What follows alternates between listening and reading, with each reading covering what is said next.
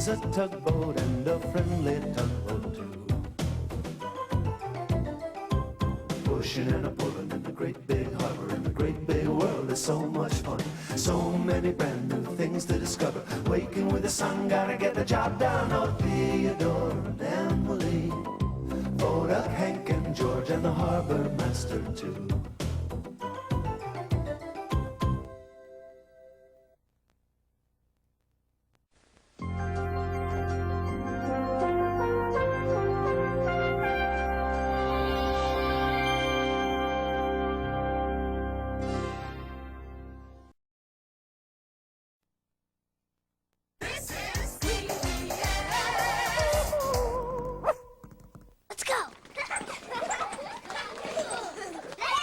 Prime Star is proud to support Theodore Tugboat and all PBS programs which help children get and stay ready to learn.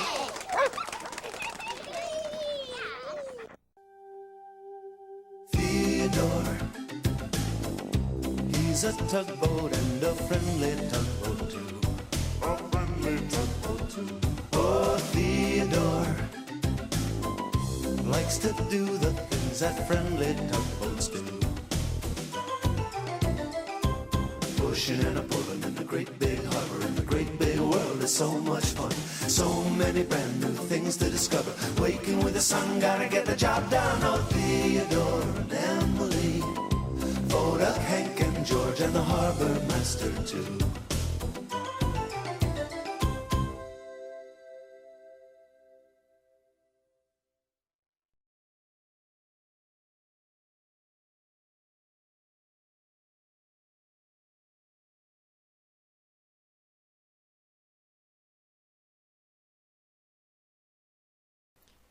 Hello, I'm Dustin, but you might know me more as Skulls Productions. Now, throughout my childhood, I've been introduced to various shows over the years. One of my earliest influences was Sesame Street, which had been going since 1969 and still going strong to this day, along with other shows like The Puzzle Place, The Kino Storytime, Arthur, and so much more, including shows like Shining Time Station, the show that introduced Americans to the widespread popular fan favorite, Thomas the Tank Engine. Though, in relation to Thomas, there have been others. A few are interesting ones, like the model version of JJ the Jet Plane, and even a show from Australia called Ferryboat Fred. But some of the same people behind Thomas, like Robert D. Cardona and David Mitton, would create a show called Tugs, a show that centers on anthropomorphic tugboats. Unfortunately, it only lasted for 13 episodes, and its plans of getting shown in America was overall a big pipe dream. So much so that it got a weirdly edited down version from Sunbow Entertainment in the form of Salty's Lighthouse. But though Tugs did crash and burn for its own reasons, for that I suggest watching the Unlucky Tugs 2-hour-long Tugs analysis video for more details, Robert D. Cardona was involved in another show that involved talking tugboats. In the early 90s, Cardona would move to Canada, and there he would meet a man called Andrew Cochran. Cochran would tell stories about tugboats to his then 3-year-old son, and so from that idea alone, along with help from Robert D. Cardona, they would go and create the show that would be a fan favorite for many people. And in 1993, Theodore Tugboat made his debut, and everyone loved it. 30 years later, the popularity has never gone away, even after the show got canceled in 2001 due to the bankruptcy of Cochran Productions. As a result, Theodore became a cult classic. While other shows would go on and change for the worse, Theodore has mostly stayed the same since his debut. And it was indeed quite a classic show to look at. There's a lot to go over in this compilation, so sit back and let's take a look at my personal 5 favorite episodes from all 5 seasons. This is what I like to call Theodore Tugboat's favorite classics.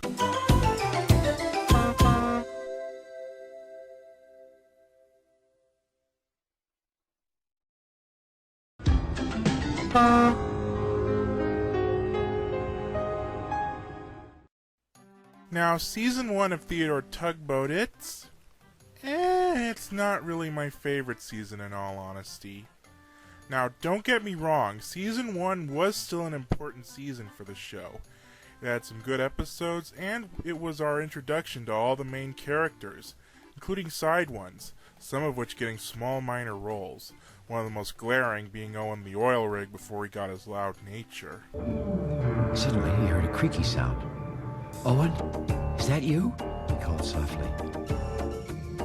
"Owen?" But Owen was sound asleep. It's weird because Season 1 was a season I helped contribute onto YouTube using a DVD taken from DVR recordings of Cubo from September 2008, where I had the last 13 episodes from Bumper Buddies to Theodore in the Big Harbor. So I do have memories of this season somewhat, even though most of the other 7 I didn't see much until later on. So before we go into the season itself, let's see the characters we're introduced to, mainly the main tugs and our storyteller for this show. First off, let's visit the HMO building, which is short for the Harbor Master's office building, where we meet the Harbor Master, played by the late great Denny Doherty. "Hello. Oh, I'm just trying out a new song on my tuba. I'm going to play it with the Big Harbor Band. Sounds pretty good to me." In every episode, from the first episode right up until the finale, the Harbor Master appears to tell the stories of what happens in the harbor, usually relating to things that happen around him. Oh, we had an oil rig named Tex in here for repairs a while ago. Well, that big fella got into trouble here in the harbor. Now what am I going to do? How am I going to jog in these? One's red and one's blue and one's old and one's new. What am I going to do? I bet I know what Guysborough and Digby would say. Hi, Fodak. Whoops. Oh, that's funny. But you know, yesterday, Fodak, he found something that he really loved to do too. And maybe I should start at the beginning. You know, there is a story we could tell. It's about the time that Theodore was expecting to do something, and something very different happened. Now, here's a fun fact for all you music lovers out there. You know how Ringo Starr was the drummer for the Beatles before becoming the first narrator for Thomas the Tank Engine and Friends? Well, Denny Doherty was a member of another popular band in the 1960s, that being the Mamas and the Papas, best known for their hit song, California Dreamin'.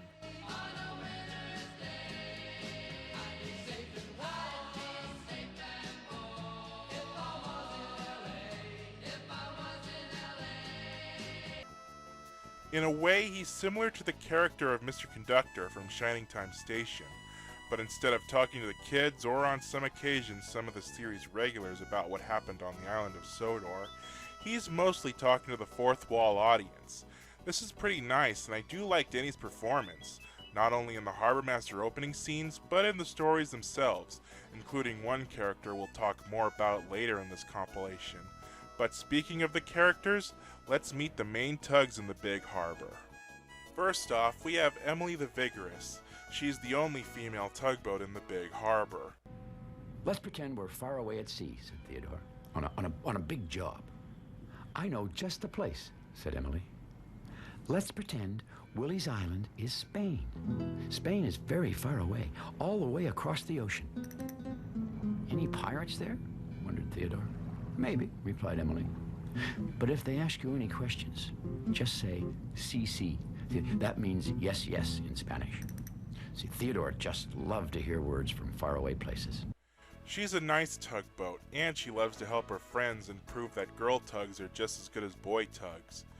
She's also kind of a sister or mother figure to characters like Theodore, which makes her a very kind character. Her hat is very similar to Gilligan's hat from Gilligan's Island, only turquoise, and even though it's got a worn out spot in the back, she still loves that old hat of hers. At this time, Thomas didn't really have a prominent female steam engine in the cast. While Daisy and Mavis were added to fill those gaps despite being diesels, they weren't used as much in the main cast. It was only until technically Thomas and the Magic Railroad and later in the 7th season they would add in female steam engines, even adding in their own Emily and the Ladder. So Theodore with Emily, and later the model series of JJ with the characters Tracy and Savannah, would show that having female characters in the main cast is a good thing. Whether or not Theodore and JJ influenced Thomas or not is up for debate, especially for the former due to both characters sharing the same name. Next up is Voduk the Vigilant, the safety tug of the Big Harbor. All secure here, he called, inspecting the ship. Engine in order, hatches battened down. Voduk's radar was spinning and whirring, and his underwater sonar machine made loud pinging and pointing sounds as he checked out the ship. Barge traffic ahead, he said finally. Proceed with caution. Who was that? Said Emma Sophia nervously. Voduk, answered Theodore. He's our safety tug. Is he real? Said Emma Sophia. Mostly, said Theodore. That's just his way of saying hello. Voduk is one of my personal favorites if you ask me. Voduk is a pretty good tug. He's there just to protect the harbor from any dangers, hence why his V-word, which he gets this very season, is vigilant, which means he's meant to look out for others, and he's even got a good setup of mechanisms compared to the other tugs, like a fire hose to spray water and fire extinguishers in his front and behind him, and a radar dish on top of his mast to communicate, as well as track things underwater. So right next to Owen the oil rig, Voduk is my personal favorite tug in the whole show. It's also said that Voduk's name was thought up by someone's kid during production, and I find that pretty interesting to find out, as Voduk's not a real name, while Duck and Thomas is. What's your name? Asked Sir Topham Hatt. Montague, sir, but I'm usually called Duck. They say I waddle. I don't really, sir, but I like Duck better than Montague. Next up is Hank, the self-proclaimed volcano. Hello, a voice suddenly shouted. Theodore nearly jumped out of his bumpers. But then he saw that it was only a tug. My name is Hank, said Hank. What's yours? Theodore, replied Theodore. Do you want to see the sandy beach? Asked Hank. It's really nice. I'm looking for my dock, said Theodore. Well, you can share this part with me, offered Hank. At home I had my own dock, said Theodore. Everyone shares a dock here, said Hank. Hank is the only other harbor tug alongside Theodore, and he's pretty much the Percy of this series. He's funny, silly, small, can get irritable at times, and he's usually best friends with the main protagonist. Hank, you're my best friend, he said. Great, said Hank. I've always wanted to have a best friend. Are you sure, Theodore? Sure, I'm sure, replied Theodore. Can you show me how to make fast turns? Sure, I'll show you, said Hank. He was almost tripping over his own words. He was so excited. This makes Hank a very likable character. He's a lot of fun, just like Percy is in Thomas. I like Hank. Then we have George the Valiant, the biggest tug in the Big Harbor. It was George. He roared up very fast and very close to the tugs and buzzed the dock, the way he sometimes did to announce his arrival. George is quite an interesting character. I do like him. He's got a bit of a Gordon-like personality. Big and pompous, but has a little bit of a big brother kind of personality sometimes. He can be hard to work with depending on the episode, but he does go through with it, even if the other characters like Theodore think he's a bit much. Theodore, shouted George. Hurry up and help. We're not going fast enough. George, we're going too fast. Theodore said in a very quiet voice. We've been going too fast all day. Well, no one said anything.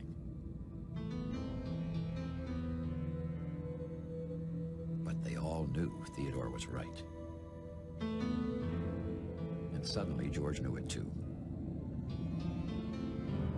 Well, let's try it again, said George, slowing down his engine. And this time, I promise I won't hurry. Lastly, we have the title character, and I was saving him for last for a reason, and that is Theodore Tugboat. Theodore Tugboat reporting for duty, sir, he announced. The dispatcher turned around, but he didn't see where the voice was coming from. Ahem, said Theodore. Then the dispatcher looked down a little and saw Theodore. Who did you say you were? He asked. Oh, yes, Theodore. Yes, a little smaller than we expected. Theodore smiled his bravest smile and said, "I'm a very good worker, sir, and I'm ready for my first job." Theodore is the main in almost every episode. In Theodore in the Big Harbor, he's introduced as the newest tugboat in the fleet and goes to learn what he can so he can someday get his own V-word and go out onto the ocean like his new friends George and Emily. Theodore is pretty much what you expect from him, the main character, similar to, say, Thomas. But while Thomas being overused wouldn't be a problem until later in Thomas's run, Theodore has a better charm compared to Thomas. In fact, while he appeared in a lot of episodes, the only episode where Theodore didn't have a main role was the Season 5 episode, Emily and the Sleepover, where at the beginning he helps Emily dock a ship and then meets up with Emily during her sleepover later that night. Just then, they heard a familiar whistle. It was Theodore.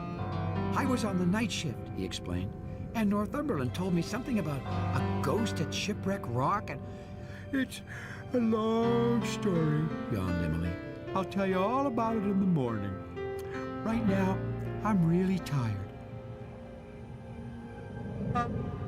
"Have a good sleep," called Theodore. That's all he did that entire episode. Theodore is quite a good protagonist. He's young, still learning what he has to do to go out in the ocean, and he's very helpful and nice. That's why the show was named after him. So why don't I like Season 1 as much as the rest of the show? Well, it's pretty different compared to the other seasons. For one thing, since it was the first season, the tugs didn't look that great. The designs are interesting, and some do have good faces, but speaking of the faces, that's one of the problems. You see, the first season faces are well known for if you look at them from a certain angle, you can see this weird line on the side of their mouths. If I can guess, this may be before they put the mouths on as just that, and maybe they just made them on a separate plate or something. After all, these face masks are different compared to others we've seen from the other model shows around this time. Another thing this season was known for was its heavy use of the V-words on the tug's sterns. "Emily is going out on the ocean," said George. "That's because she's a V-tug." "A V-tug?" said Theodore. "What's a V-tug?" The dispatcher explained that tugs who had their V-words, like Emily the Vigorous and George the Valiant, could go out on the ocean. In fact, Emily was going all the way to Spain to bring back a new barge from the shipyards there. Theodore looked at the bright gold names on Emily and George, so that's why they were there. This was the only season that had focus on the V-words, as there are a couple episodes centered on getting V-words. Fodak the Vigilant is the most well-known because that was the episode Fodak got his V-word on screen, while Emily and George got theirs off-screen. Another episode is Theodore the Vegetable, where Theodore thinks he might get a V-word on his first pulling job. After this season, though, the V-words are never brought up again. They are still seen on the sterns of the tugs on occasion, including on the merchandise of George, Emily, and Fodak, but they weren't used as a main plot convenience ever again. It's like they forgot Theodore and Hank needed V-words too. Seriously, Hank needs to be called the Volcano. Theodore liked valuable, or even very valuable. Hank preferred volcano. "After this, you'll get your V-word for sure. How about voyageur, off to all the seas in the whole wide world? And I'll be Hank the Volcano. Roar," said Hank. So yeah, this season is not really one of the best ones, and other shows I can compare it to with rough first seasons are shows like Regular Show, Bob's Burgers, even Steven Universe had rough patches in their first season. But in comparison, after all their first seasons, they did get better. You're probably thinking I may not have a favorite episode in this first season, since I don't like it that much like, say, seasons 4 or 5, which are my favorite seasons, right? Well, I actually do have a favorite episode in this season. My favorite episode of Season 1 is Theodore and the Queen. This episode is indeed a perfect example of a good episode in Season 1. I do enjoy other episodes like Theodore the Vegetable, The Day Ice Came to the Harbor, and of course one of the spooky episodes, Theodore's Bad Dreams. But Theodore and the Queen is just a perfect episode, to me at least. The story of the Queen Stephanie getting stuck under Benjamin Bridge and the suspense on it was really good, and the moral of little tugs coming up with big ideas kinda makes me think of a certain movie in a way. But seriously, I really love this episode. Now keep in mind my only source of this episode is taken from a Cubo airing, as there aren't any uploads without the logo, so please excuse the Cubo logo on the bottom right. So let's get into this episode. This is Theodore and the Queen. Theodore, he's a tugboat and a friendly tugboat too. A friendly tugboat too. Oh, Theodore likes to do the things that friendly tugboats do.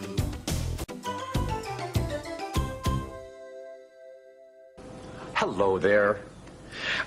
I'm afraid my old glasses are in need of some repair. Can you see how loose that arm is? See that? There's a little tiny screw there, and if I don't tighten that, I think this is going to fall right off. Not to worry, though. With the right tool, I'll have these glasses ship-shape in no time. Oh, look. See this? This is the biggest screwdriver in my toolbox. And for this job, the biggest is not the best. See, it's very important to have the right tool for the job. And the right tool is not always the biggest and the strongest. See this little guy? That's the smallest screwdriver in my toolbox. But he is just perfect for tightening the little screw on the arm of my glasses. There. All done. Yeah, tools come in all sizes, and they all have their uses, big and small. And you know, the same thing is true for our friends the tugboats. You know, I remember one day when one of the very smallest turned out to be the most useful.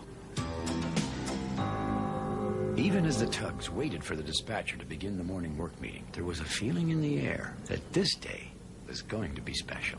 Still, the tugs were surprised when the dispatcher told them they would all be needed for one ship. George the Valiant was certain there must be some mistake. All of us for one ship? Well, that's never happened before. So many tugs for one ship, said Theodore. You'd think the Queen was coming. Well, everyone laughed at that, except the dispatcher. You've guessed right, Theodore, he said. The Queen is coming. The Queen of all the ocean liners, the Queen Stephanie. Well, the tugs were speechless. You see, every tugboat in every harbor dreamed of one day leading the Queen into port.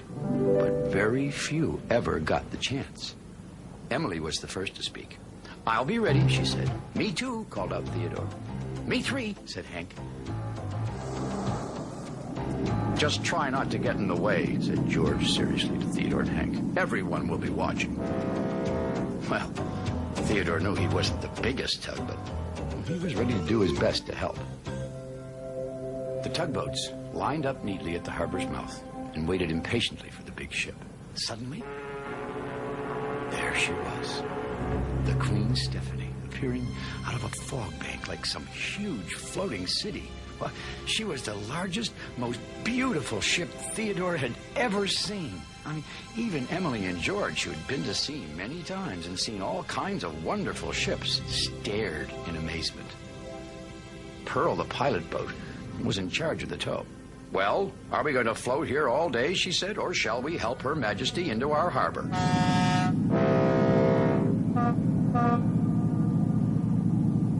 The tugboats roared into action.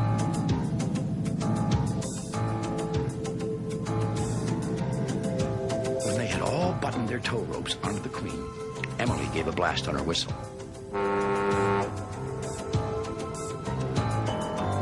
The tugboats set out with the Queen Stephanie to a special dock where she would be staying.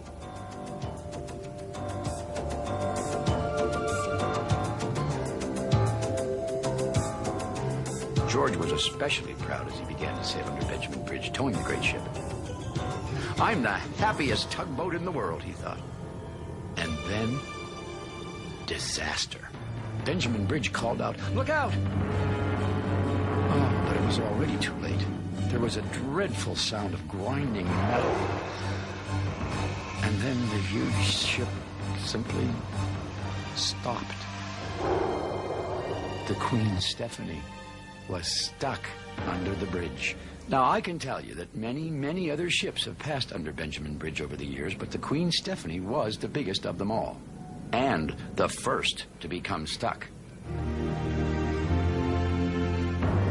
You see, the water in the harbor rises and falls every day with the tides, and the tide this day was higher than ever because of a big storm just off the coast. But all that really didn't matter now.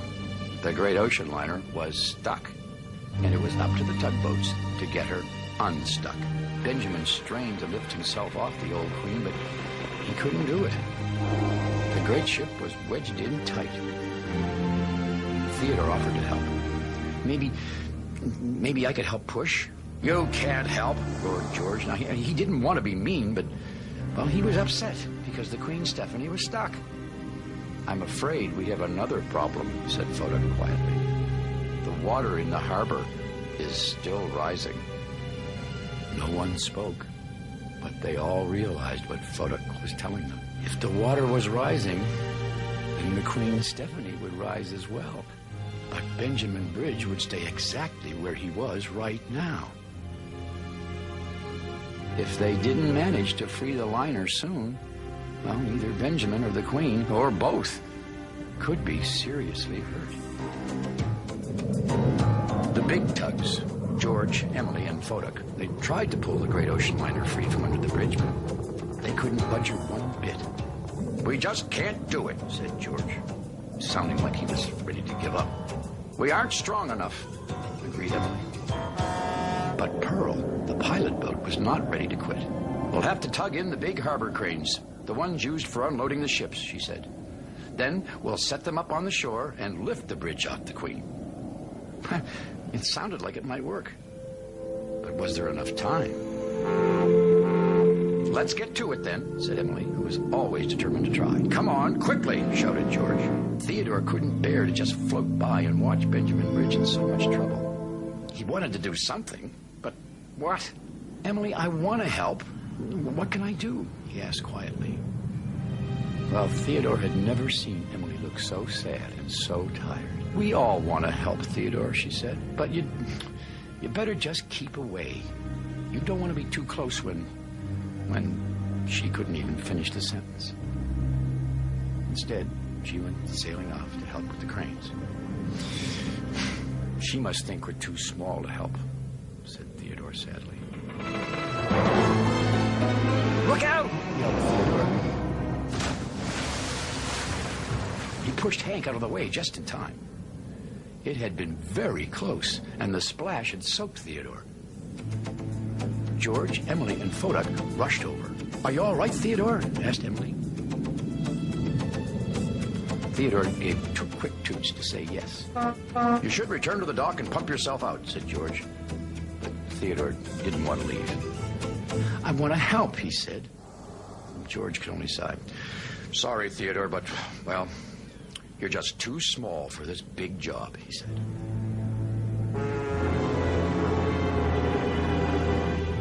The Queen Stephanie gave a terrible groan. Well, there must be something somebody can do, she called. George and Photok turned to Emily. We'll never pull the cranes here in time, said George. We'll just have to try and pull harder. Emily agreed. It's the only thing we can do, she said. Pull and hope for something magical. Come on, Theodore, said Hank. We'd better get out of the way. I guess so, replied Theodore, and he turned to go. Hank, he complained, I can hardly move. All this extra water from the splash makes me heavier. Look, Theodore, said Hank with a little smile. Now you're even shorter than I am. And he continued to push his waterlogged friend. I know, said Theodore. It's because of the water from the splash. It weighs me down. And then Theodore the small and the wet had an idea. And it did seem like something magical. Stop, he shouted at Hank. Theodore was very excited. I must talk to the others. Push me, Hank, push. Well, Hank didn't know what Theodore was thinking, but he knew that if his friend Theodore had an idea, oh, that was good enough for Hank. He pushed as hard as he could. Hurry, hurry, shouted Theodore. We have to save the Queen Stephanie. Well, it was time for a little magic. All the tugboats were exhausted.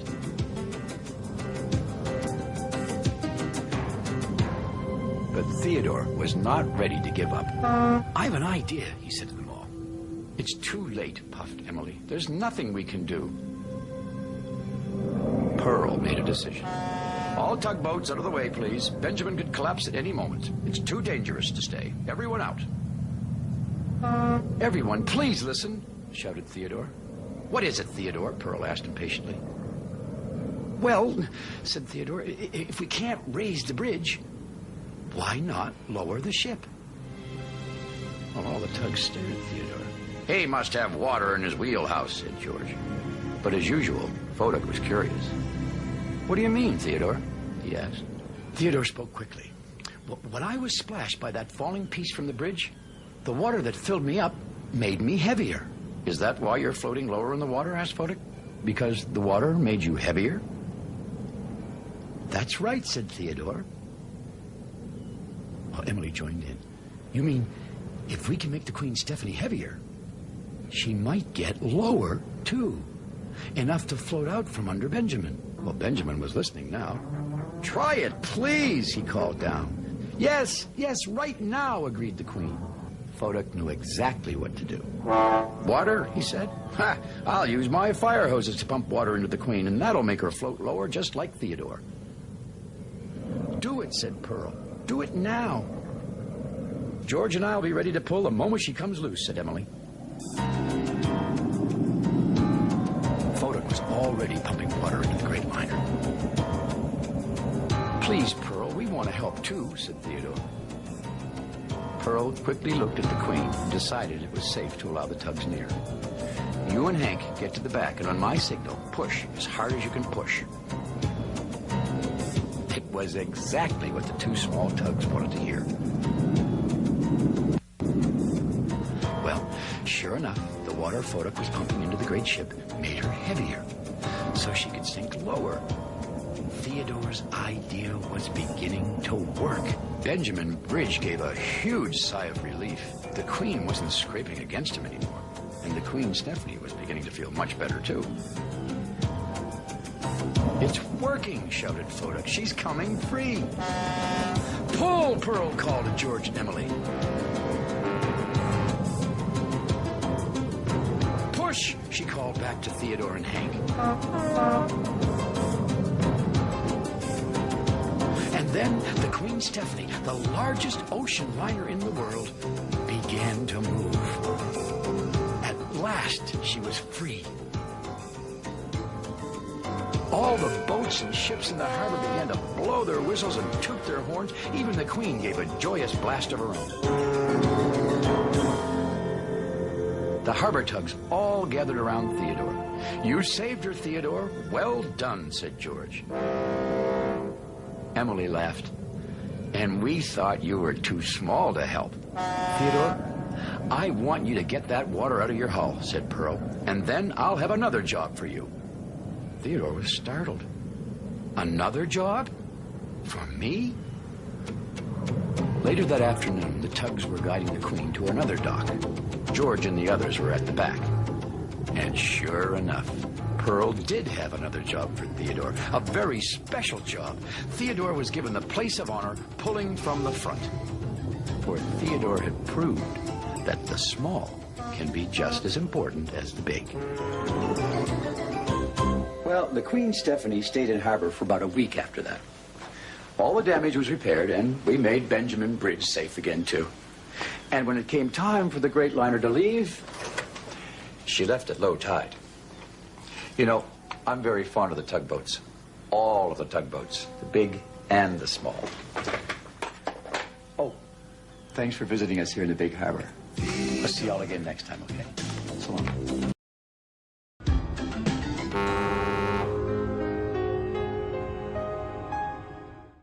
Season 2 of Theodore Tugboat is what I can call a big improvement over Season 1.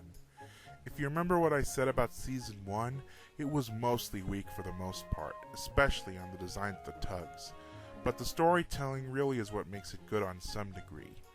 Season 2 fixed up the issues I had with Season 1 though, While some of the stories still don't land well like some of Season 1 stories, you can tell it looks a lot better. For example, all 5 of the main tugs were given a serious overhaul. No longer do they have those weird lines on the sides of their mouths. They now look a lot better than ever before. Even Phodak, whose upgrade fixed up his face so his eyebrows could be seen under his huge helmet. And similar in a way to Thomas, this season would introduce new characters into the fray, as well as give characters who had minor roles more time and character development into the spotlight. For new characters, 2 new ones were made from minor characters who appeared in the first season. An old rusty wreck from the dark and scary cove would become Digby the cable ship. Theodore! Theodore! The ghost was calling Theodore. It knows your name, Said George. I know that voice, said Theodore. And gathering his courage, he called, Digby? Is that you? Yes, it is. called Digby the cable ship. The ghost's name is Digby? Said George. That's not a very scary name. Theodore remembered Digby. He was an old cable ship who lived near Shipwreck Rock. Just then, the fog lifted a bit, and the tugboats could see that Digby was sitting right up on top of Shipwreck Rock. And a Coast Guard ship who was mostly background dressing and had flat eyes would become Constance the Coast Guard ship. Good morning, Constance, the tug said politely. Good morning, replied Constance briskly. And then she stopped before Emily. Emily, she said, I would like you to meet me at the harbor entrance later. I have a special job for you. Emily was surprised. Others that weren't reused from old props are Carla the Cool Cabin Cruiser and Snorri the Viking ship. Carla the cool cabin cruiser, that's me, said Carla. Hello, Said the stranger. my name is Snorri, and I'm a Viking ship. I'm very pleased to meet you. They also introduced a new barge, being Guysborough the Garbage Barge. He's pretty much this show's version of Oscar the Grouch from Sesame Street in a way. I mean, who else can you compare it to? What's good about it? Grumbled Guysborough. I'm still a garbage barge, and you're still a tugboat. You are, without a doubt, the stupidest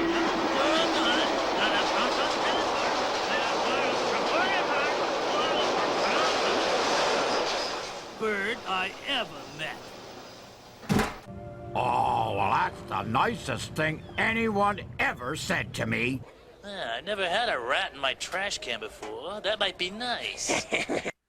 As for characters from the first season who got more character development this season, there are a few. I mentioned that Theodore and the Queen is my favorite from Season 1, but the Queen Stephanie didn't do much aside from get stuck under Benjamin Bridge. In the episode Theodore's Whistle, they gave her a kind of wise but royal personality, similar to characters like Edward the Blue Engine from Thomas the Tank Engine, or even Billy Two Feathers from Shining Time Station. It's not fair, he complained. Diesel has been telling lies about me and made Sir Topham Hatt and all the engines think I'm horrid. Edward smiled. I know you aren't, and so does Sir Topham Hatt. You wait and see. The people were making you nervous. Yeah.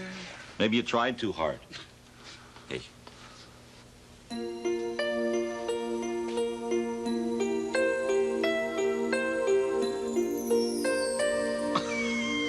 Maybe it's easier than you think. How did you do that? You taught me, remember?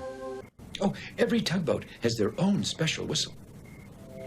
Even me? Said Theodore. Oh, I should say so, said the Queen brightly. Your whistle is the most special thing about you. My whistle? Said Theodore. Of course, replied the Queen. Your whistle always makes me smile. Well, Theodore was silent. He was thinking about everything the Queen was saying. And somehow, just hearing her words made him feel much better about his whistle. Another is Northumberland's submarine. In Season 1, he was just a visitor who was strangely quiet until he was awoken by George's whistle. Here they gave him more of a personality of someone who's often very sleepy since he works at night. Hi, Northumberland, called Theodore. Oh, hello there, Theodore. How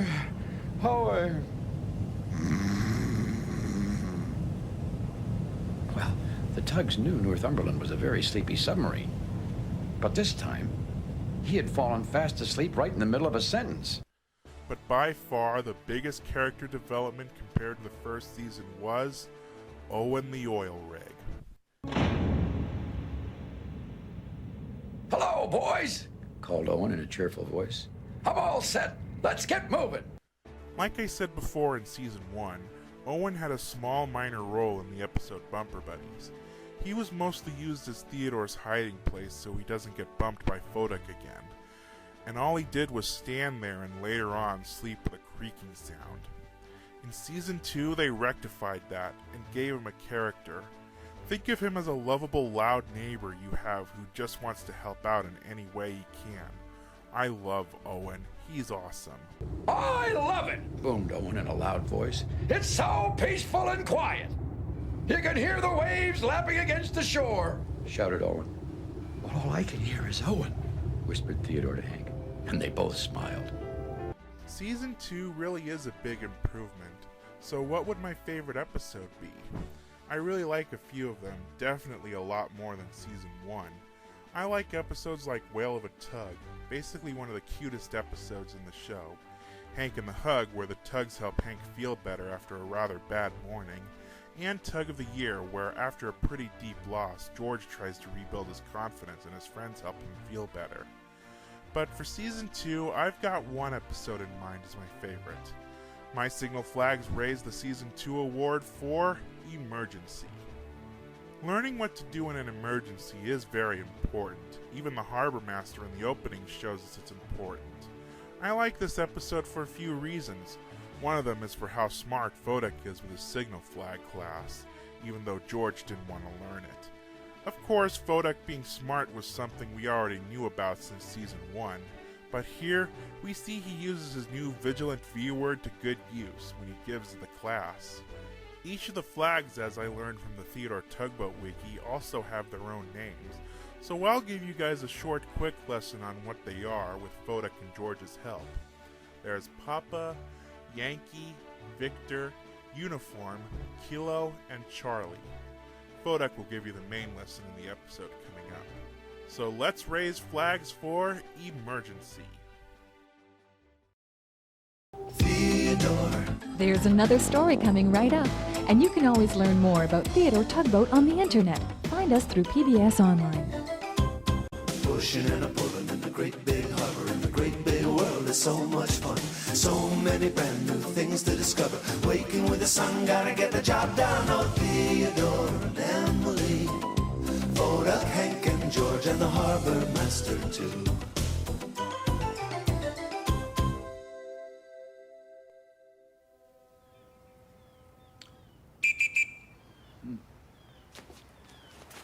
Oh, hello.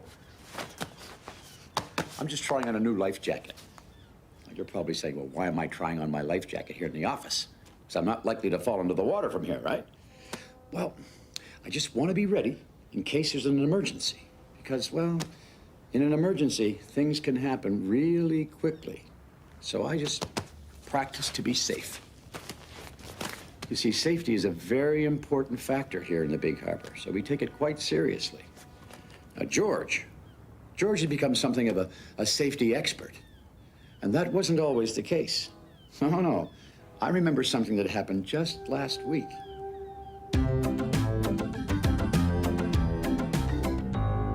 The tugboats were gathered at the Great Ocean Tug and Salvage Company dock, waiting for the dispatcher to give out the jobs for the day.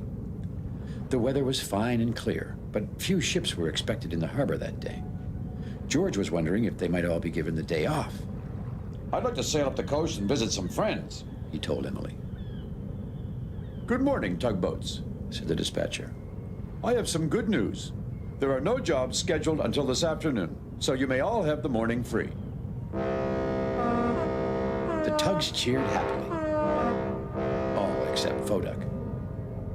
Excuse me, said Phodak, moving close to the dispatcher, but I believe we do have something to do this morning. "And what would that be, Phodak?" said the dispatcher. "Well, my emergency signal flag class," replied Phodak very seriously. All the tugs groaned. "Not this morning," said George. If you remember, Fodak continued, last week's class had to be canceled because we were so busy.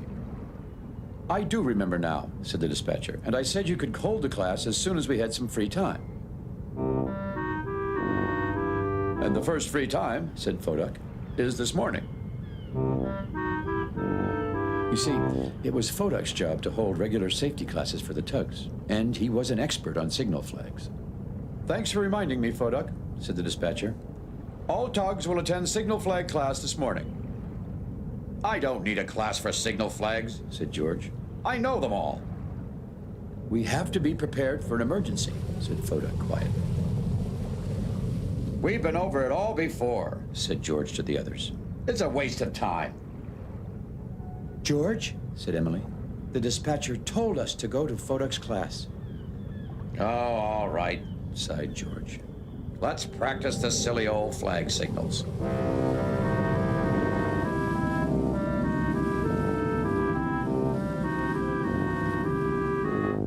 The tugs gathered for signal flag class out in the harbor.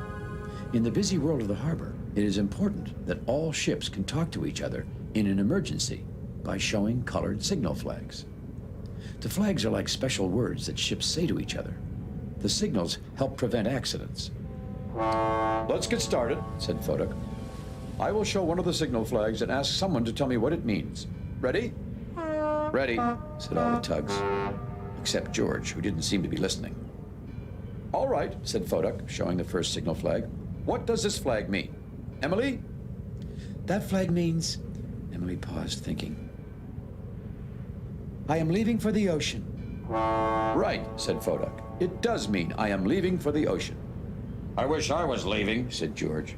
He was trying to make a joke. But Hank was the only one who laughed. Fodak showed a different flag. What does this signal mean? He said. Theodore? Let me think, said Theodore. I think it means I'm dragging my anchor. Very good, said Fodak. This class is dragging too, said George. Let's try another one, said Fodak as he showed a new flag. What does this signal mean? George? Said George, and he was surprised to hear his own name. Go ahead, George, said Theodore, trying to be encouraging. Tell Fodak what the flag means. I will, said George. But he wasn't sure at all what the flag meant. It means, I know, called Hank. Give George a minute to think, said Fodak. I don't know what it means, said George suddenly. And I don't care. This signal means I am in trouble, said Fodak. George, you really need to know this one. These signal flags are silly, said George. If a ship is in trouble, she can call me on the radio. But what if the radio isn't working? Asked Emily. Well, I have other things to do, said George. He still thought the flags were silly, and he could not remember a time when he had ever had to use them. We haven't looked at the other signals yet, called Fodak, who had raised another flag. This is a very important signal. But George was gone.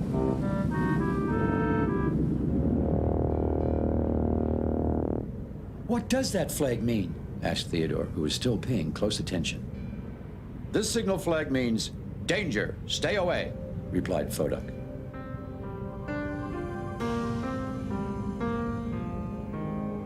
Well, later that day, George was relaxing at the dock when the others returned from signal flag class. My brain is sore from memorizing all those signals, said Hank. I know what you mean, laughed George. Fodak's class gives me a pain in the head, too. But George was the only one laughing.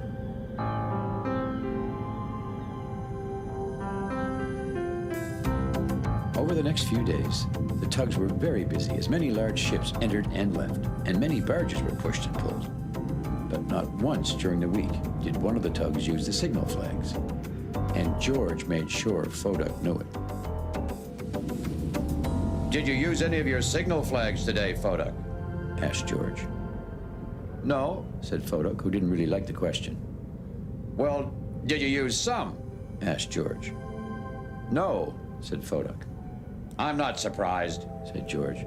He still thought the signal flags were silly. But that was about to change.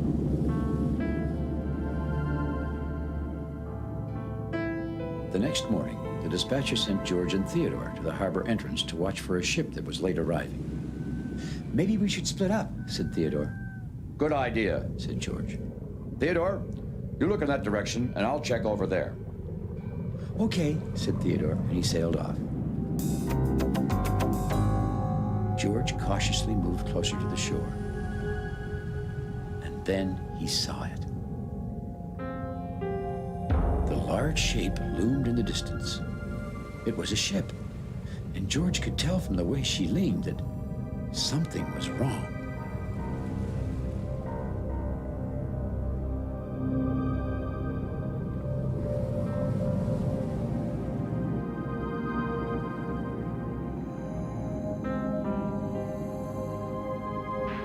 Suddenly, George's radio came on.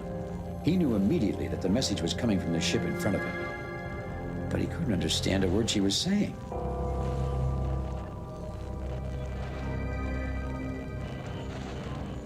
You see, the ship was trying to talk to him, but something was wrong with her radio, and only parts of the words were coming through. Her radio must be broken, thought George. I can't understand.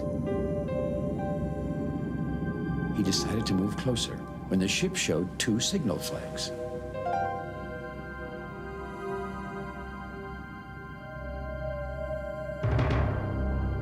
The ship was trying to tell George something using the signal flags. "I've seen those flags before," George said to himself. "I think I know what they mean," he thought, "but I'm not sure." For the first time, he wished he had listened to Foda during his signal class. "Well," thought George, "I'll just have to go over to the ship and see for myself what's wrong." "Stop, George!" It was Theodore who had suddenly appeared in front of George. The 2 tugs almost collided. Theodore, what are you doing? Said George. "Didn't you see the signal flags?" asked Theodore. Of course I did, said George. And then he added, "But I can't remember what they mean." "I can," said Theodore. "The first one means, I am in trouble." "In trouble?" said George. "Then let's go." "No," said Theodore, cutting him off. "The other flag means you are running into danger." "Danger," said George. "What danger?" They peered closely at the water near the ship, and then they saw the rocks. They were large and jagged and just below the surface. "Those rocks are not listed on the charts," said George. "That ship must have hit one of them," said Theodore, "and now she's stuck." "And I would be stuck too," said George, "if you hadn't stopped me. How will we ever rescue this ship?"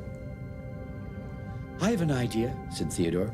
"We need to find a floating log. Come on."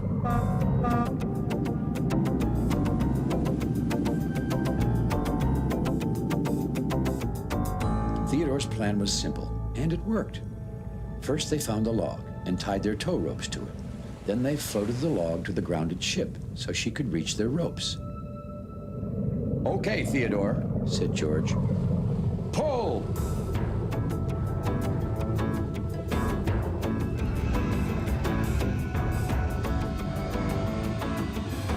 "It's working," called Theodore.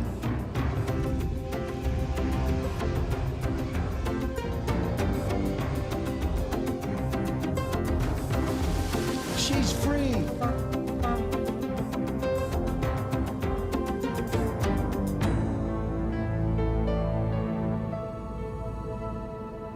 Well, the news of the emergency rescue spread quickly around the harbor. All the tugs congratulated Theodore and George.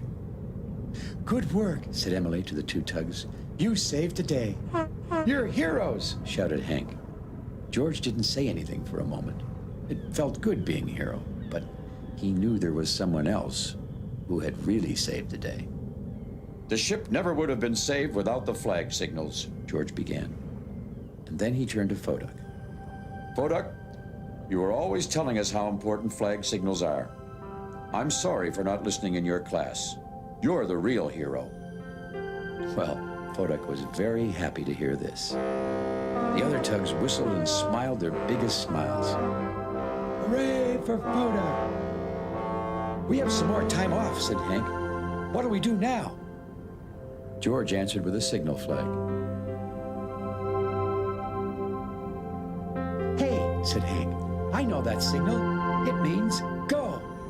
Go where? Said Theodore. George raised another flag. I know that one, said Emily happily. That signal means I wish to raise flags. Let's go raise flags, shouted Hank.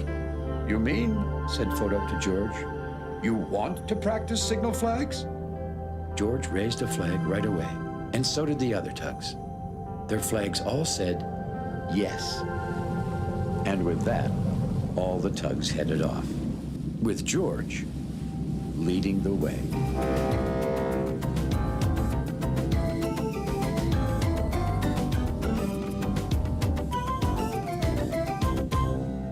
Well, since then, George has become quite an expert on safety signals. Yes, tugboats know a lot about safety. And like the tugboats, I keep practicing for emergencies too. I always do my best to be prepared. You know, that seems right. Now, if my chair falls in the ocean, I'm ready. Thanks for visiting us here in the Big Harbor. We'll see you all again next time. Oh, where's that whistle? There it is. Bye.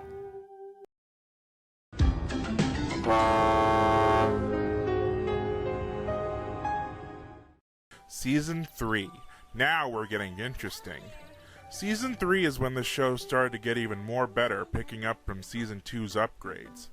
This is when the show started to get its slice of life nature similar to Arthur or Steven Universe. The show really showed off what it can do in some spots too, so much so it was able to make more than 20 episodes this time around. Now they went ahead and bumped the season number up to 30. Now before any fans in the comments or the premiere chat go crazy saying I'm wrong and that they only did 25 in Season 3, I do have confirmation that they did make that many episodes in this season. All the episode lineups have been made official thanks to the lovely people over at the Theodore Tugboat website, Tugboat's Landing. This site shows off many things about Theodore Tugboat, how the show was made, the characters, and of course, all the episodes. Seasons 1 and 2, despite Season 1's lineup being all over the place, were officially listed as their respected seasons with 20 episodes each. But we already knew that. What we didn't know around that time was Seasons 3 to 5 were all listed with 30 episodes each. Some of them originally being Seasons 4 or 5 episodes before this discovery. This kinda helps me out a bit as I do like some of these episodes I thought were part of a different season. But before we get into that, let's talk about the season itself and what it did. While Season 2 did upgrade the tugs to look better than they did in the previous season, one tug I felt still needed work was Hank's main smiling face. It's not fair, he shouted to the whole harbor. Now don't get me wrong, his other faces from this season were still pretty good, but I felt his main smile that season felt way too identical to Theodore's main smile. It's opinionated, I know, but I prefer variety. After all, most of the Thomas characters had their own faces and identity to look different from each other, so I'm used to seeing more than just one style of face depending on the character. So thankfully in Season 3, they updated Hank's face to have a V-shaped smiling mouth. This looks a lot better in my opinion, and I was introduced to this face myself when I was younger. And speaking of upgrades, this season showed us it was time for Theodore to almost fully go out onto the ocean. The episodes Theodore to the Rescue and Theodore Hugs the Coast are episodes where Theodore goes out onto the ocean, but not too far away from the big harbor so he doesn't get lost. This was a good thing to show Theodore is almost ready to go out onto the ocean like Emily and George, but there was no talk of getting a V-word, however. Another thing this season would introduce is underwater scenes. The episode George and the Underwater Mystery introduces us to this idea. Since they have a submarine character, the only one in the series so far, they decided to let Northumberland shine by using an underwater scene, and they do it amazingly. It's still shot in the same location where they filmed the harbor scenes, only with different lighting, but here it really looks realistic. Almost like they actually did film it underwater. While this is the only episode in Season 3 to do this, they would do more of it in the next 2 seasons onward that involve underwater scenes. For characters, some would be mainstays while others would be just one episode, one note. Say something like any other Thomas character in the hit era, but some of them are still likable. Another new barge was introduced this season, and he was pretty funny like how Guysborough was. Shelburne the Sea Barge is a barge that has a habit of talking really, really slow. That's very creative. Hello, George called to the barge. I'm George, and this is Theodore. Well, don't forget me, said Hank. I'm Hank. Hello there, tugboats, replied Shelburne in a very slow voice. My name is Shelburne the Sea Barge. There was also a small fishing boat called Fundy. He's not really that interesting. The best thing he does in this show is say strange things that somehow have a meaning. I'd say just watch an episode that features him so you can see what I mean. Otherwise, you'd be confused on his context. The ocean wasn't filled in a day, said Fundy in his deep voice. And then he was silent again. This boat says strange things, Theodore murmured. As for characters that appear once, in the episode Theodore and the Northern Lights, we were introduced to Kulu the Canoe. While he was only there to tell a story and later on be rescued after a storm, I like Kulu. He's pretty much a Native American boat. Once again, I get real vibes of Billy Two Feathers from this one character. Kikuk loved to sail far, far from where the other canoes lived, Kulu went on. Sometimes she would sail so far from home, she would get lost. How did she ever find her way home? Asked Emily. She had a special paddle, replied Kulu, and it always pointed the way home. Like your paddle, said Theodore. Yes, said Kulu. My paddle always points my way home. And lastly, there was Oliver the Vast, the new tugboat and only new tugboat to appear ever since the first 5 back in Season 1. And with him, unlike Kulu, I'm the total opposite with him. Hey, get out of my way, shouted Oliver. The big tug rumbled right up and bumped Theodore away from Shelburne. That's what I do. Well, at first, Theodore didn't know which felt worse, the hurt or the surprise. Well, why'd you do that? I move big barges like this, snorted Oliver. The big tug took Theodore's special job away from him, right in front of Shelburne and Benjamin Bridge and the Ferry twins and everyone. I do not like Oliver. I know he's a bully and made to look and act like a bully, but that alone makes me dislike him more, and the episode he came from. While yes, the moral of standing up to bullies is important, here they don't even do it that well. The episode ends with Theodore telling the dispatcher about Oliver, and Oliver gets sent away. First, I tried to make friends, explained Theodore. And then I was going to bump him back, but I guess, well, I couldn't. I'm very proud of you, Theodore, said the dispatcher in a gentle voice. You are? Said Theodore, surprised. But I didn't do anything. I'm glad you didn't try and deal with this bully by yourself, the dispatcher went on. I think that would have only made things worse. Yes, I guess you're right, agreed Theodore. It may feel conclusive, but I felt like it should have had a better standing up moment, like say when George helped Theodore stand up to him. Also, Owen was quiet in this episode. Probably my least favorite Owen episode. In comparison, there is an episode from a show that deals with bullying in a better light. The Shining Time Station episode Bully for Mr. Conductor, where Dan deals with a bully, and when he fears for Mr. Conductor's life, he stands up to the bully, leading to this wonderful scene. Who's that you're talking to? Nobody. Nobody, huh? What's that you got behind your back? It's that tiny guy my dumb uncle's always looking for. Get out of my way. No! I said, get out of my way or I'll beat you up. No! I'd beat you up. You get away from here. Leave Mr. Conductor alone. Oh. You have one hand on Mr. Conductor. Now, I'll Turn you upside down. Upside down? I'll spin you around by your feet. My feet? I'll stick that ice cream cone on your head. Now take it easy. Calm down, will ya? Give me my nickel back. Here. Take your nickel. Just don't hurt me, please. Totally a better way of standing up to bullies, in my opinion. Anyways, for episodes of Season 3, there are some I like and some I don't, like with Theodore and the Boat Bully. But here are some that I like. Big Harbor Fool's Day is just a funny and pretty fun episode. Yeah, this episode basically took April Fool's Day and changed it up a bit, but an April Fool's episode is still an April Fool's episode, and this was long before the days of Rickrolls on YouTube. Theodore and the Northern Lights is another great one, not only for Kulu's introduction and story, but for the Northern Lights at the end. They look so beautiful. Yeah, they're nothing like the real Northern Lights, but I still think they're beautiful.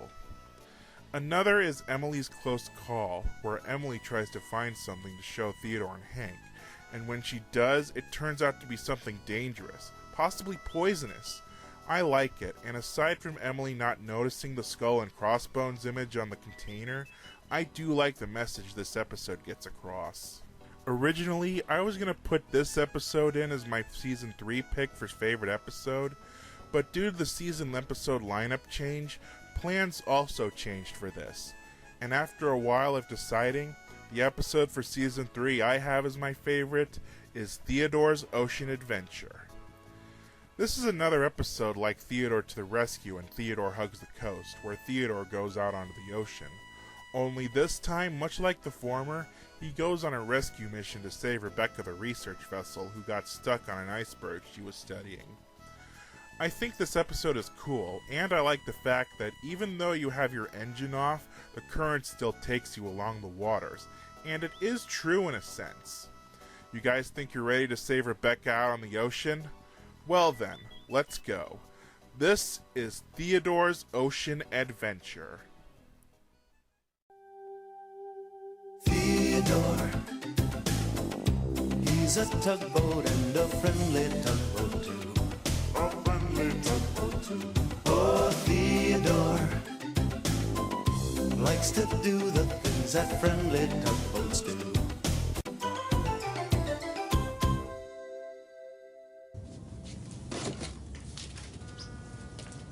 Hello. I was just dusting off my old harbor master's diploma. I got this when I finished harbor master school. Oh yes, we harbor masters have to go to school to learn how to run a big harbor like this. Excuse me.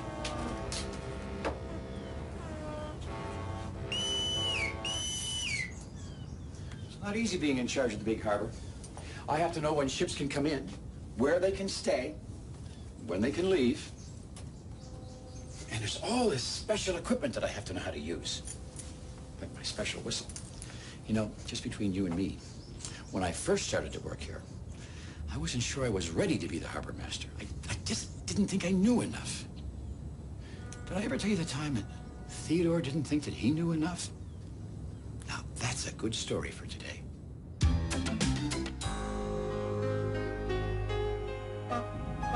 Rebecca, where are you going? Called Theodore. Rebecca, the research vessel, was leaving her home at the Oceanic Institute. I'm going outside the harbor to look at an iceberg, replied Rebecca. An iceberg, repeated Theodore. But it's summer. Well, sometimes water pushes icebergs from way, way up north, explained Rebecca. Well, Theodore smiled. Rebecca always knew so many things about the ocean. Watch this. And then Rebecca lowered one of her special orange floats into the water. Theodore watched Rebecca's float move away in the water. Do you see how my float is moving? Asked Rebecca. It is, said Theodore. But we're still staying still. Right, said Rebecca. The water is pushing my float.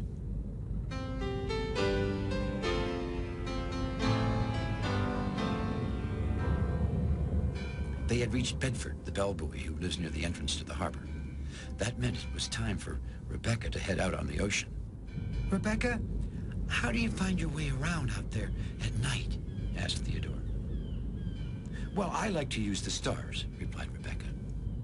If you ever need to find the big harbor at night, just follow the stars. And with that, Rebecca whistled to say goodbye to Theodore. Goodbye, Rebecca. See you soon.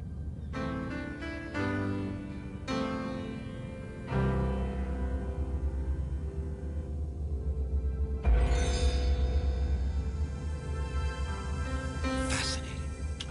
Amazing. Wonderful. Rebecca was floating along, examining the great iceberg that was bigger than a building.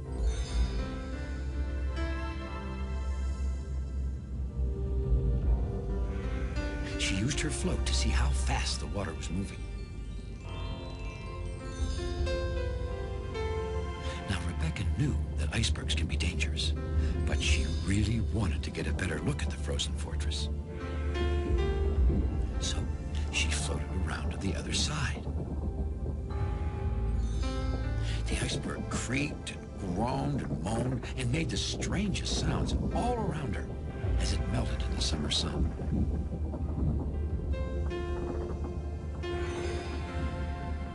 Slowly, she floated closer.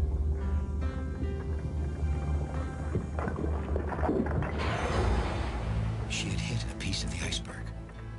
And then Rebecca heard a huge sound. Right away, she knew what had happened. The water had pushed a huge piece of the iceberg right behind her. Rebecca couldn't go forward.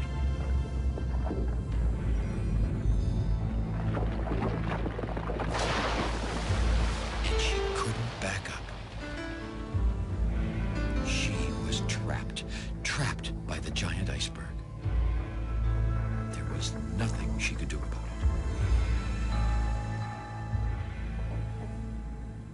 Back in the big harbor, Theodore had just finished work. He hurried off to find all about the iceberg from Rebecca. That's strange, he thought. Rebecca said she'd be back by now.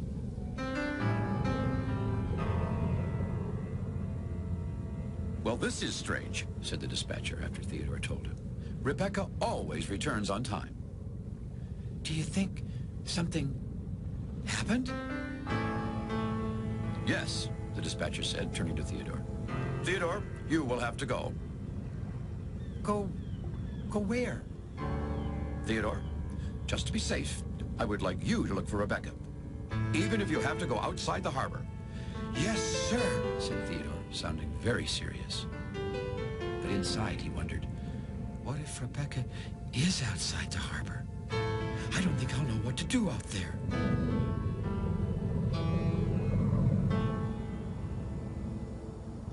I've been this far before, Theodore told himself as the big harbor grew smaller and smaller behind him. By now, Theodore was close to Blandford Buoy, who lives out where the calm waters of the harbor end and the wide open ocean begins. Blandford, called Theodore, have you seen Rebecca? Can't say I have, Theodore, replied Blandford. Now Theodore was really starting to worry. I hope she's all right, he said. Theodore couldn't see Rebecca, so he decided to turn off his engine and listen. There didn't seem to be anything out there but endless ocean. Theodore knew he should turn back. Rebecca could be anywhere, he said to himself. And I don't know anything about being out there. I guess I'll go home, he said sadly to Blandford. Blandford?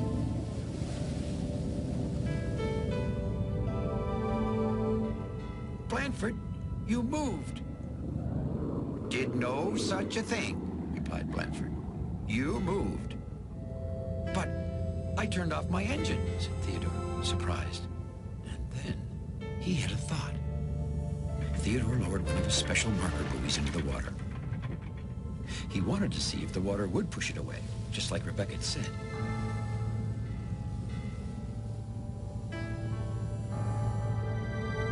Look at that, It is moving away, he said. Maybe that's the same way the iceberg was pushed here.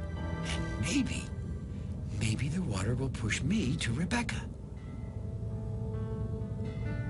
Theodore knew there was only one way to find out. He turned off his engine and waited to see where the current would take him.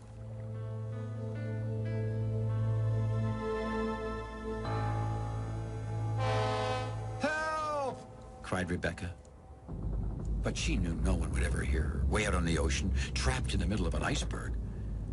She kept trying to squirm free. But then something awful happened.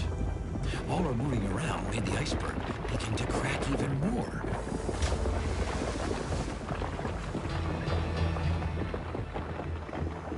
The giant iceberg sounded like it was beginning to break apart, and if it did, it could come crashing down right on her.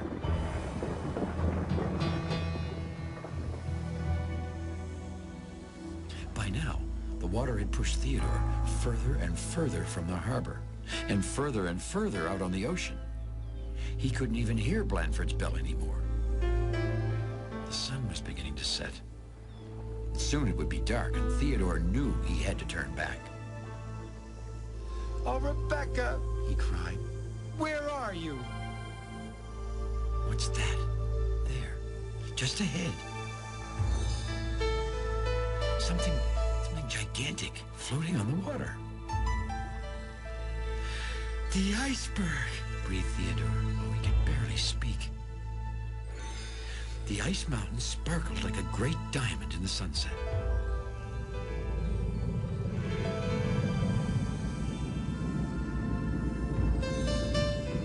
As he floated closer, he could hear creaking and groaning and almost a moaning sound from the iceberg.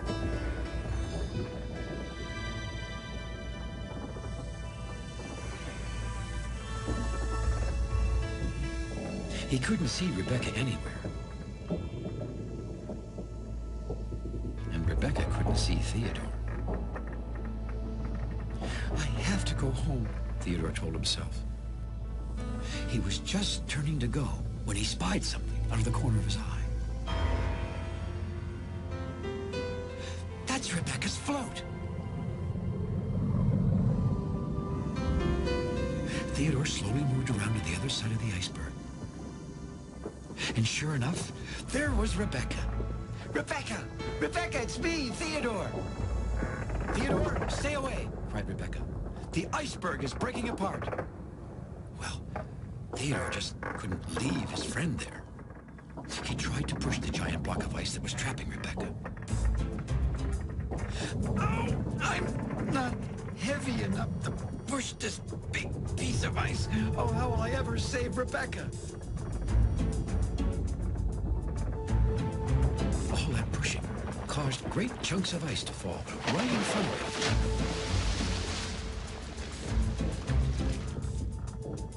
Theodore stared at the heavy chunks of ice.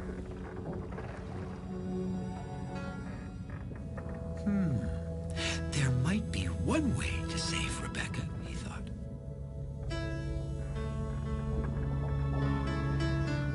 Theodore hauled some of the heavy chunks of ice up onto his deck. Soon, he was so heavy, filled up with that ice, that the water was almost up to his bumpers. The ice was making terrible creaking sounds all around Rebecca. It was now or never. He revved his engine, made his toughest tugging face, and roared straight into the ice. Push hard, he told himself. It was working. Sure enough, all the ice on Theodore's deck made him heavy enough to push the ice away. Now, Rebecca, cried Theodore, back up! Rebecca backed up just as fast as she could.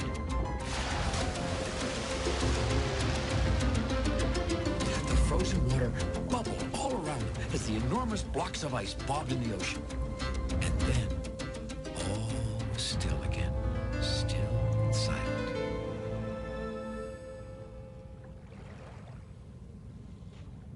Theodore, said Rebecca at last, I don't know how you did it, but thank you. Theodore was silent for a moment.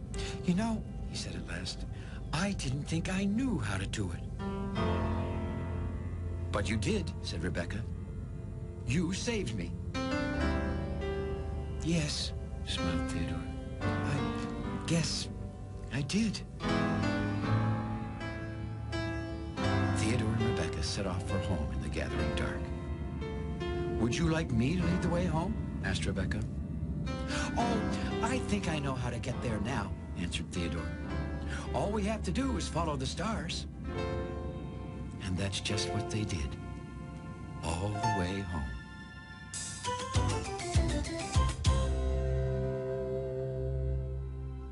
Yes, I didn't think that I knew enough about being a harbor master when I first came here. Well, the same way that Theodore didn't think that he knew enough about being out on the ocean. But I think we've both done pretty well, don't you? Thanks for visiting us here in the big harbor. We'll see you all again next time. So long. Oh, no. Where's my special whistle? I knew that.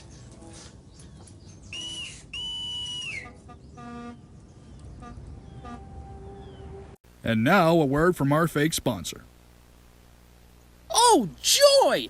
I love cookies! Yeah, but we've been eating the same brand over and over. Can we have some cookie sandwiches instead? Nah, cookie sandwiches are boring. Chocolate chip cookies are the best! Can we just have any other cookie brand instead of those crappy-ass chocolate chips? Yes, you can, actually. Because now you can have Tugboat cookies. Whoa! What are those? Well, taken from the Harbor Master opening scene of the Theodore Tugboat episode, Bedford's Big Move, you can now enjoy these Tugboat cookies straight out of the show. Wait, aren't those just sugar cookies that are shaped like And that's not all. You can enjoy them anywhere. On the dockside, on a cruise, even on an oil rig to make it feel like Theodore Tugboat. Awesome! Doesn't seem like special to me. Hey, are you okay? How many fingers am I holding up? I'm thinking 20 fucking cookies. Tugboat Cookies, a proud sponsor of Theodore Tugboat's favorite classics. Get me out of here!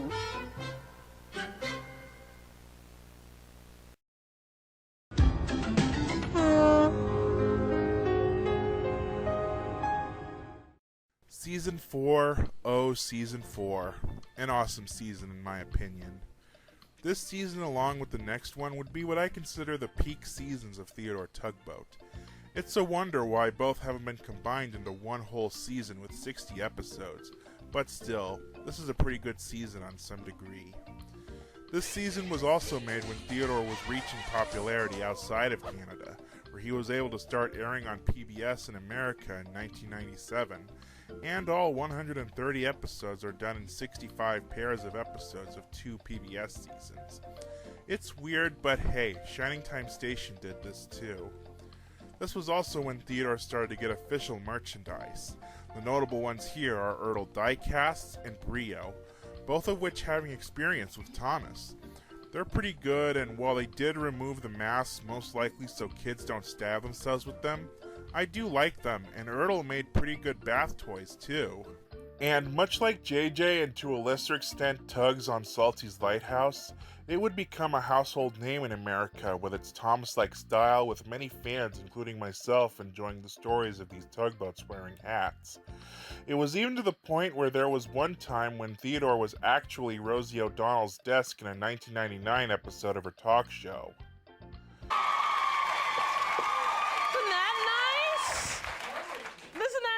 This is our tugboat desk. It's our Theodore Tugboat desk. Isn't it cool? Float away. I have no idea how I made that sound. How do I do that? It's the sound. Oh, has There nothing you to go. do with me. Apparently, somebody in the booth hitting a button. I didn't do it. There you Okay. go. There you go. But this is a great desk. It's possible there was another episode when Denny Doherty made an appearance in an episode holding a Theodore Tugboat toy, as I remember seeing such a thing a long time ago. But as of this production, I have no proof of this, but I know it's out there somewhere. But regardless, Theodore was massively just as popular in America as he is in Canada.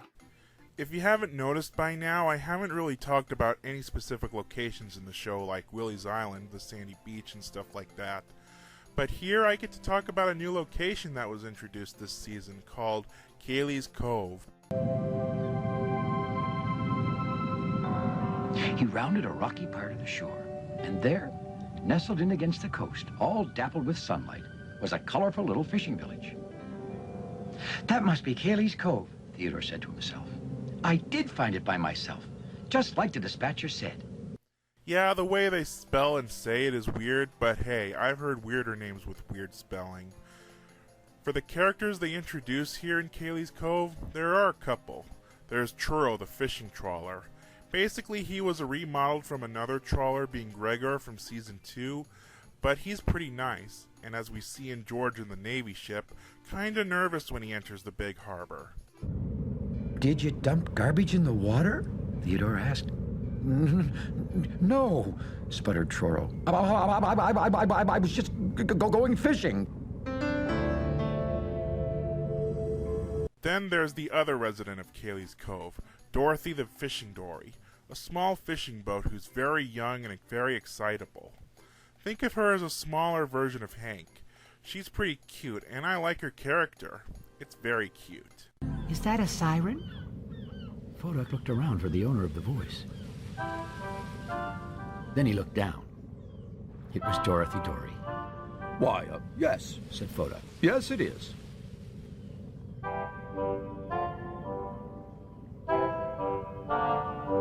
Can you blow it?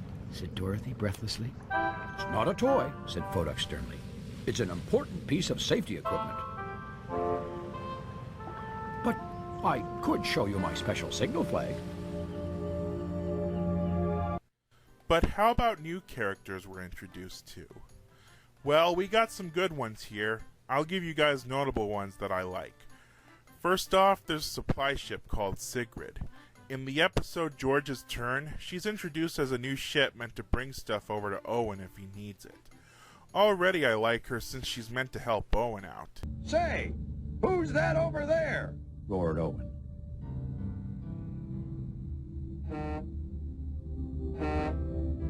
It's that new ship again, said Theodore. George glared towards the new ship. It seemed everyone was always watching her when he was trying to do his favorite move.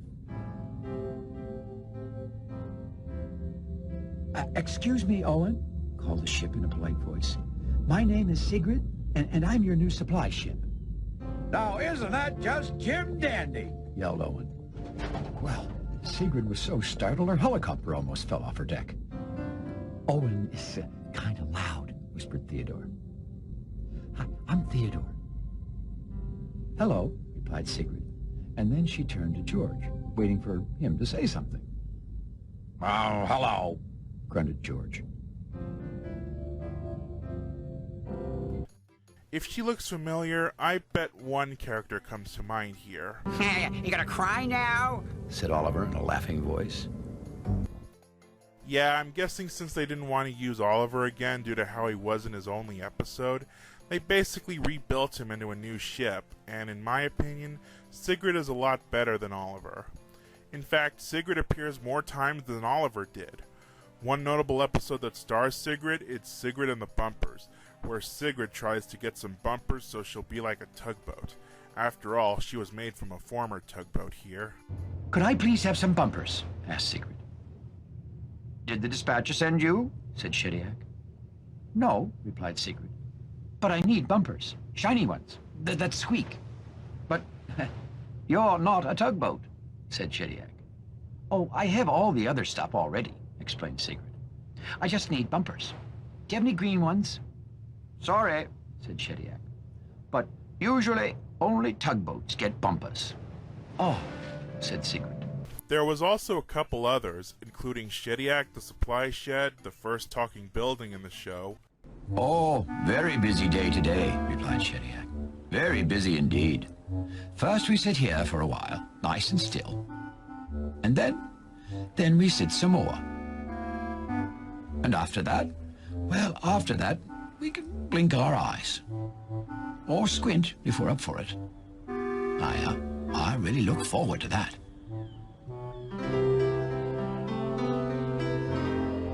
Nautilus, the Navy ship, a rather awesome Navy ship. Hello, tugboats, said Nautilus. You ready? Ready, tooted George and Theodore.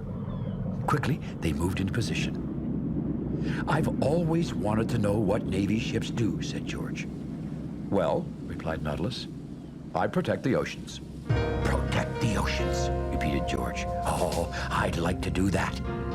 And even a harbor crane called Clayton. For a few seasons we see this gantry crane, possibly meant to load the ships, but here we actually get a real harbor crane to load and unload the ships. He's actually pretty cool, and he actually got a Brio model too. As soon as Theodore had helped Emily dock Clementine, he cruised around to watch the giant harbor crane work. The crane rumbled his special container lifter out over the ship, then lowered it down to grab the first container off the ship. He rumbled and roared and made all kinds of powerful noises. Now he started to lift the container higher, higher, and higher, until it looked to Theodore as high as a building.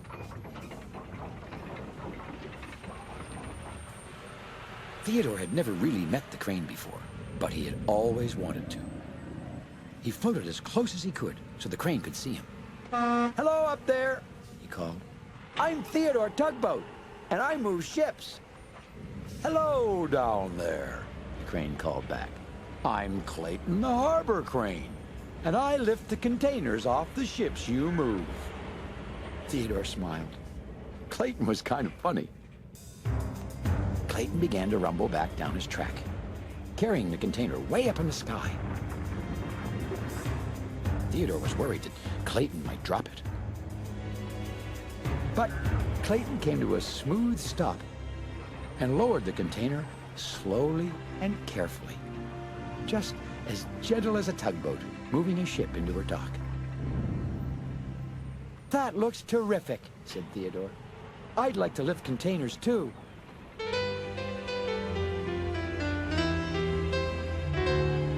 This season really is a good peak season. So, a favorite episode in this season? Sigrid and the Bumpers is a good one, like I said. It shows Sigrid very well in wanting to be a tugboat. Plus, that green bumper she got at the end was very cool. Theodore's Bright Idea is one of my favorite Guysborough episodes. After a couple stinkers, no pun intended, since his debut, it's good to know he actually shines in this episode, even though all he did was shout, "Theodore!" 31 times. No joke. Then there's the 100th episode, George's Big Hurry. While George getting in a hurry is bad, I do like the suspense in this for the oil leak, similar to when the Queen Stephanie got stuck under Benjamin Bridge all the way back in Season 1. But for Season 4, I got an episode in mind. In fact, it's been on my mind since I started planning for this compilation project for the 30th anniversary. So it should be no contest that my pick for Season 4 is Owen on the Loose. I'll just say this right now. Owen is my spirit animal.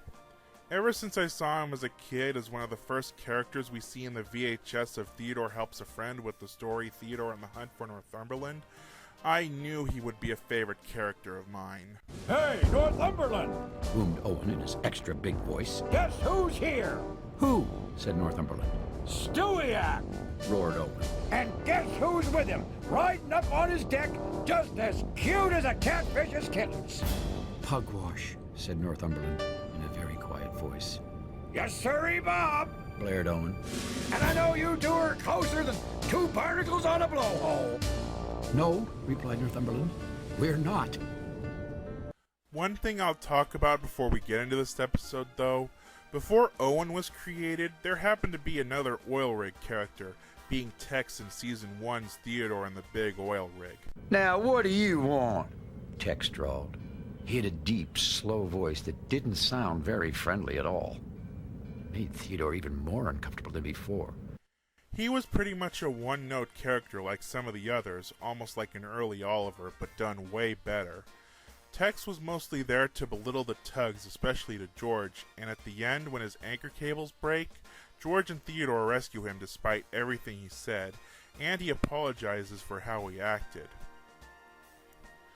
Unfortunately, this would be the only episode where Tex would appear. Aside from one line from the dispatcher in another episode, George is towing Tex the oil rig down the coast. Oh, he won't be back for a few days. Tex was never used much after his initial episode. He would, however, be remade into Owen about 7 episodes later in Bumper Buddies, and then later get his loud nature in the Season 2 episode Night Shift. And ever since then, Owen became a major character. While some appearances don't really do well for him, like Bumper Buddies and Theodore and the Boat Bully, he really shines for me at least. As for Owen on the Loose, I really love this episode. It's pretty much like a redone version of Theodore and the Big Oil Rig, but with a different story. There's the oil rig moving on his own, even though in real life oil rigs don't move on their own.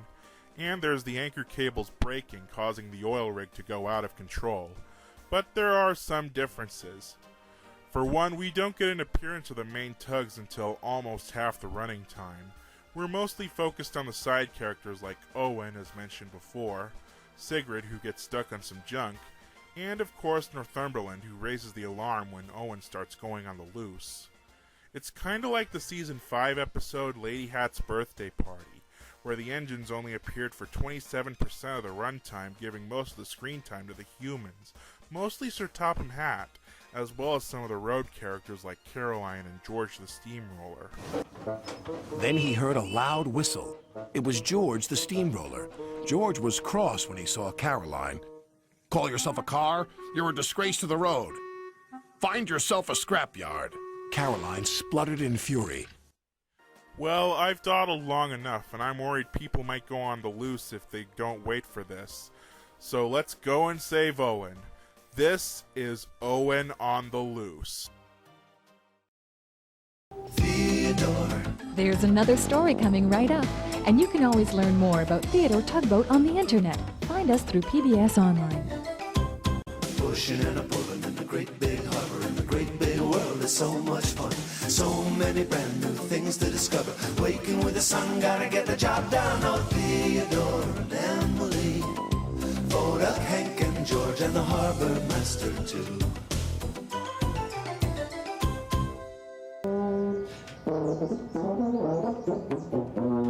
Hello. I was just playing my old tuba. Did it sound kind of funny to you? It did to me. Maybe there's something stuck in my tuba. Wait a minute. Let me see if I can feel anything inside. Nothing yet. Wait. Oh, I think my hand is stuck. Oh no. It really is stuck. Oh, this is terrible. What am I gonna do now? I can pull it off with this. No. I know. Oh, this will work. I'll just break my tuba apart. No, I don't want to do that. What would Owen do? Oh, Owen knows all about what to do in an emergency. Oh, yes.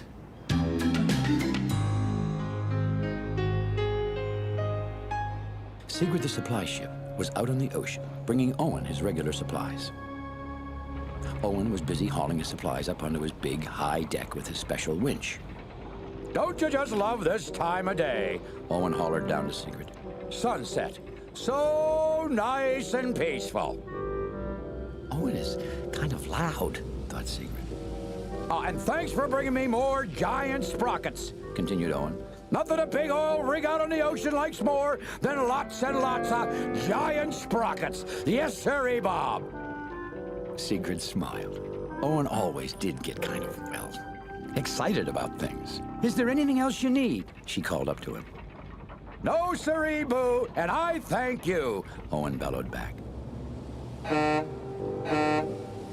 Oh, there is one little thing. I just remembered. I'm all out of anchor cables. My old ones are getting kind of worn down. Now, Sigrid could see that the giant cables that kept Owen in place were getting pretty old and rusty. That could be dangerous. I better get you some new ones right away, she said. Now? Boomed Owen. But it'll be dark soon. Are you sure it's no trouble? No, siree, B. No trouble for me, Sigrid shouted back, having a little fun with Owen. Nice boat, Owen said to himself, but it's kind of loud. Sigrid quickly returned to the big harbor. The place to find anchor cables was way out by Old Dock 23.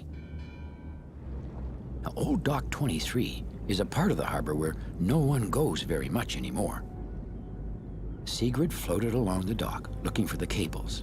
There they are, she said at last. The cables were all the way on the bottom of a big, kind of tipsy-looking pile of junk.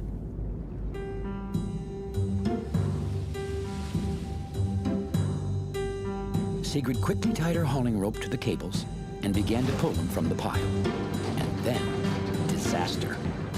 The big pile of junk and the old crane right beside it toppled over right on Sigrid's deck.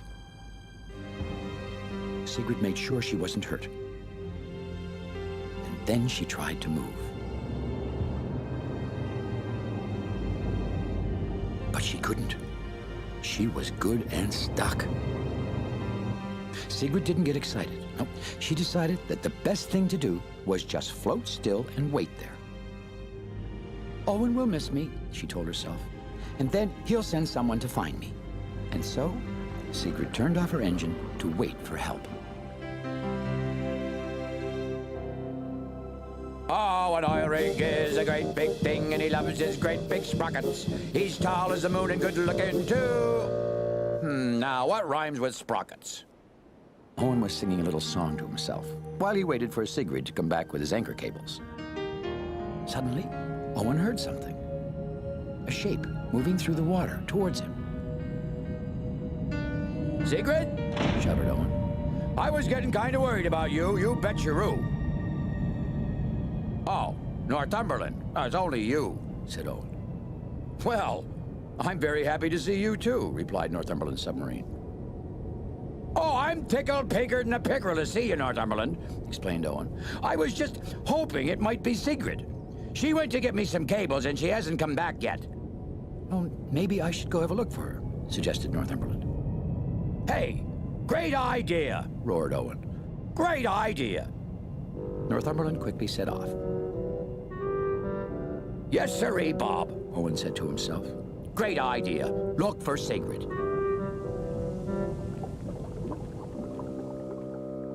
Just then, Owen had another thought. Northumberland's good at finding things under the water, he said to himself. But he's not so good at finding stuff on top of the water. What if he can't find Sigrid? And then Owen had another thought. A terrible thought. Say, what if Sigrid's in trouble? What then? Well, Owen began to get very excited. He was getting so excited, he just couldn't float still. Oh, my anchors and little oysters, he shouted out loud. This is terrible, terrible. Well, Owen decided there was only one thing for him to do. An astonishing thing. The jumbo-size oil rig began to raise his jumbo-size anchor cables. Now, Owen hadn't raised his cables in so long, they began to snap as he yanked them up. But that was okay with Owen. You see, he didn't want to stay anchored there out on the ocean.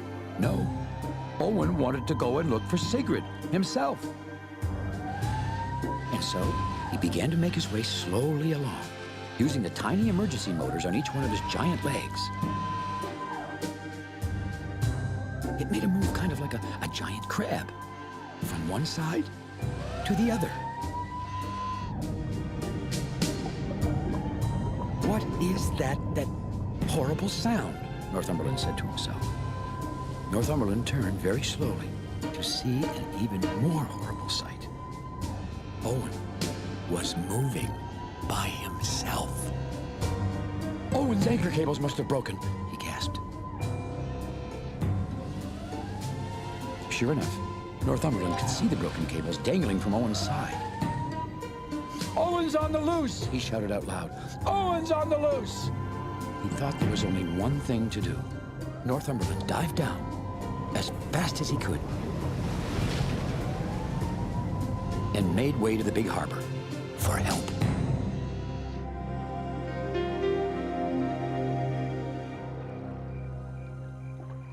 The tugboats were all sleeping peacefully at the great ocean dock when Northumberland popped up.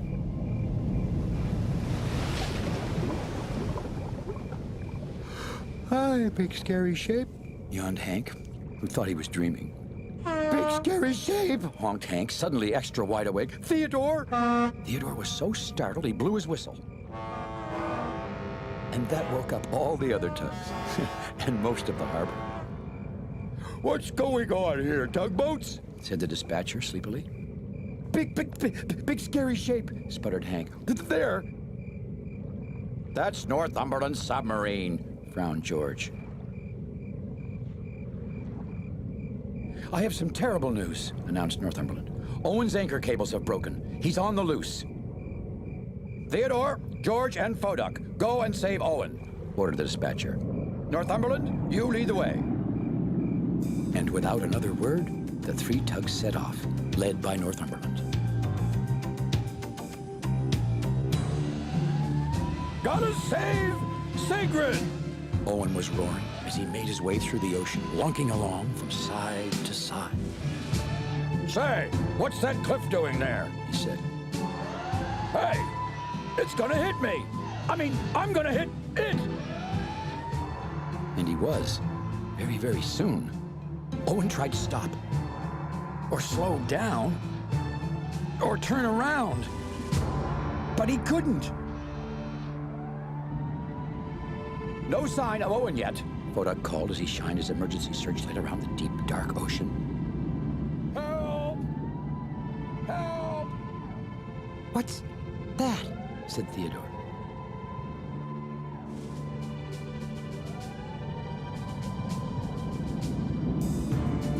The tugboats came upon a fearful scene. Owen, the giant oil rig, was indeed on the loose and about to crash into a cliff. "Theodore, go around to the other side. Foduck, follow me," commanded George. There wasn't much time. It had to work, and it had to work fast. "Help! Help!" Moving quickly, the tugs swung between Owen's huge legs, tying their tow ropes around them as they went. "Pull with me!" ordered George. "Pull with me!" It's like trying to stop a mountain, gasped Foduck. With their engines almost boiling over, the tugs put every last bit of puff into their pull to try and stop Owen. And it worked. "You did it! You did it!" shouted Northumberland. "You saved Owen!"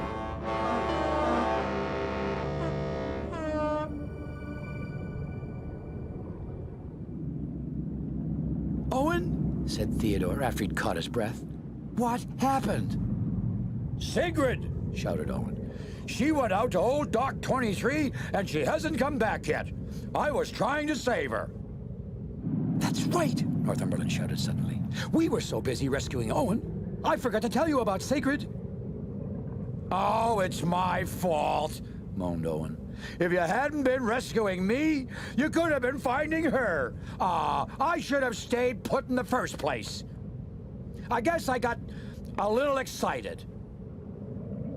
The tugs set off to find Sigrid, as Owen watched and waited. Sigrid saw a sight that made her engine glad. The tugboats coming towards her. What took them so long, she wondered. Foduck shined his searchlight so everyone could see what they were doing. Theodore and George quickly pulled a pile of junk off Sigrid's deck. And Sigrid finally slipped free. We're sorry we didn't rescue you sooner, Theodore began to explain. Yeah, but we had to rescue Owen first, added George. Owen? Repeated Sigrid. The tugs quickly explained about Owen on the loose as they turned to head for home again. Aren't you coming home with us now, Sigrid? Called Theodore. Oh, replied Sigrid. I have something to give to Owen first. Well, you didn't come right back. Well, I blew my top. Owen was explaining to Sigrid a little later. It'll never happen again. You can count on me. Yes, sirree, be. Oh, I know it won't happen again, smiled Sigrid. You see, Sigrid knew Owen wouldn't be on the loose again. Not with all those new anchor cables tied to him.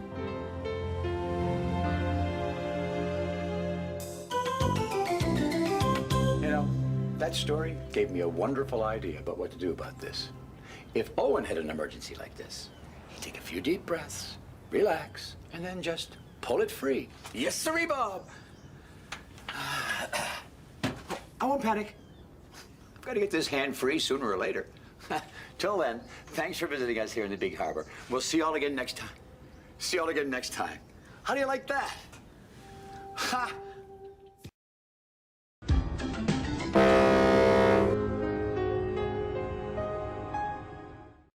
Now we come to the final season from this show, Season 5.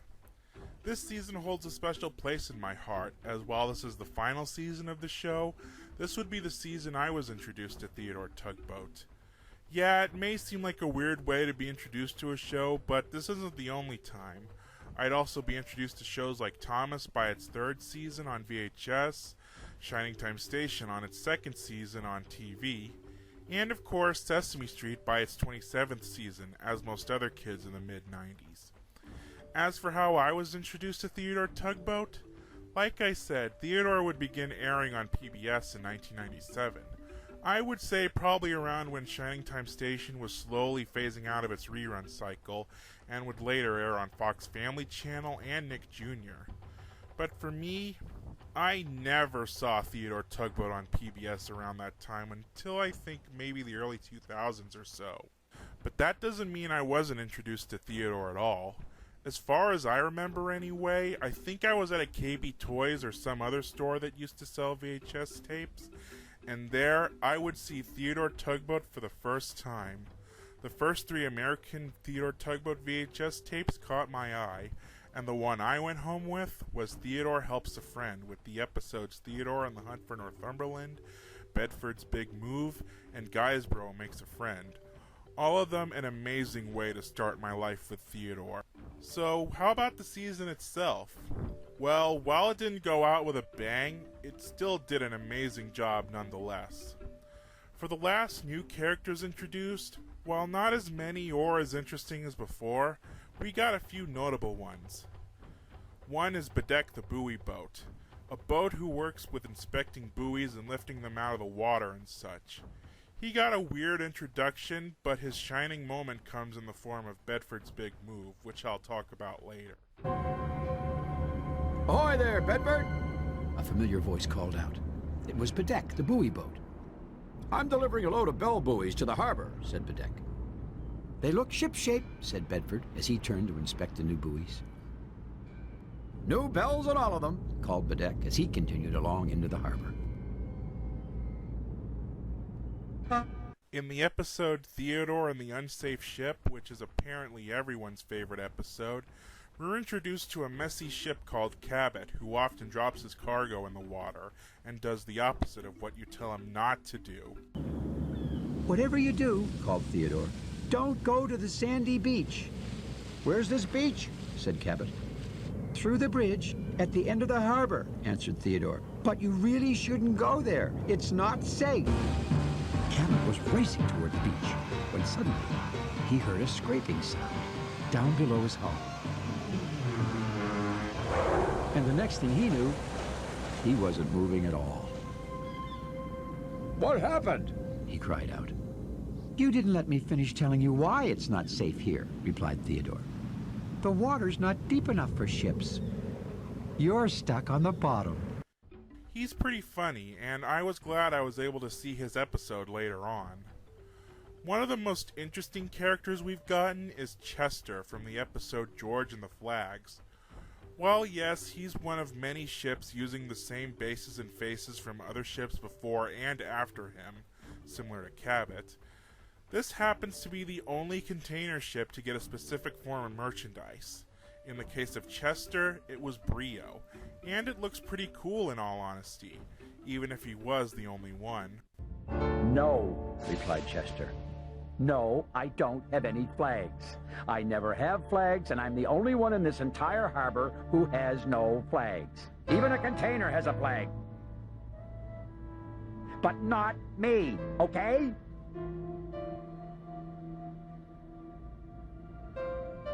Well, I bet that makes you feel special, said Clayton, who always liked to look on the bright side.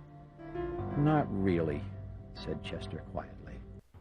But one character this season would definitely kinda go far, and that character is none other than Pugwash the Mini Submarine. In the episode Theodore on the Hunt for Northumberland, we were introduced to the second and last submarine in the series.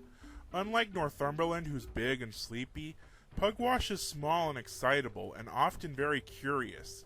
She's pretty cute, and despite only appearing in 2 other episodes, she was quite popular in a way, but we'll get to that later. I was afraid you didn't want to see me, said Pugwash. I was afraid, well, you were going to bump me, Northumberland said. I don't do that anymore, said Pugwash. Well, I'm very glad to hear that, said Northumberland. Does that mean we're still friends? Said Pugwash. Friends, said Northumberland, with a big smile in his voice. I'm very happy to hear that, smiled Pugwash.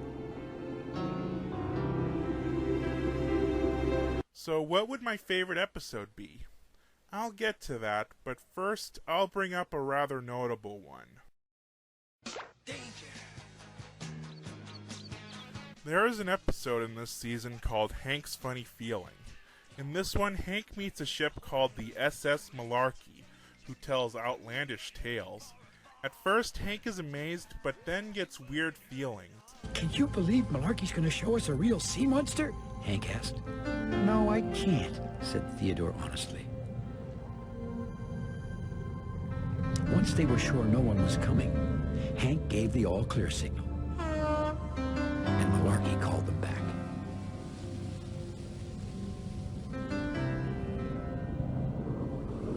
Hank could hardly wait. He turned around in a flash to see the amazing creature. But what he saw didn't look amazing at all. Well, that's just a big pile of seaweed, he said in a disappointed voice. Malarkey looked as if he didn't know what to say.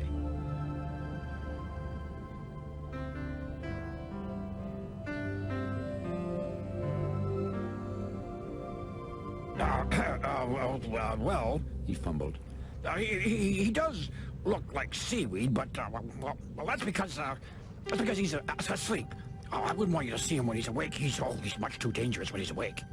Hank wasn't sure he believed Malarkey, but he didn't want to hurt his feelings by saying so.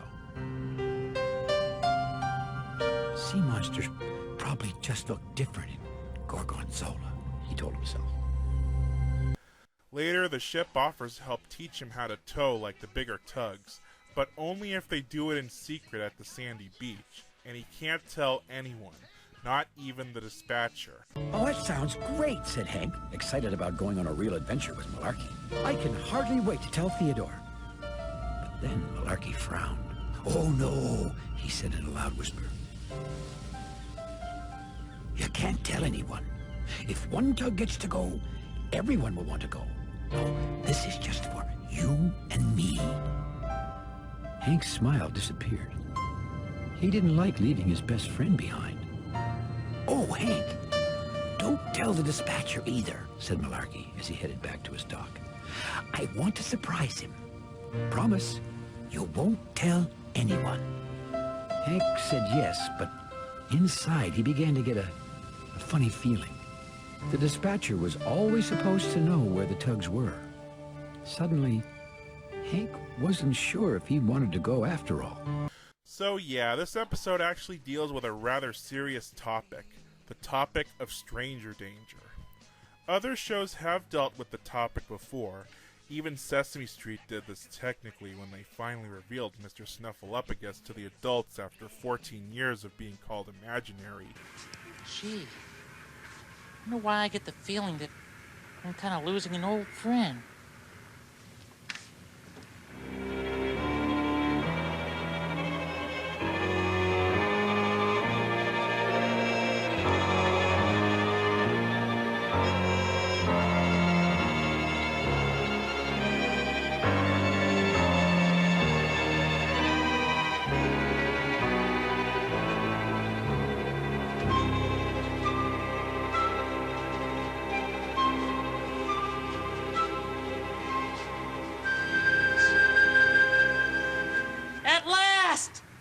Oh, joy, joy!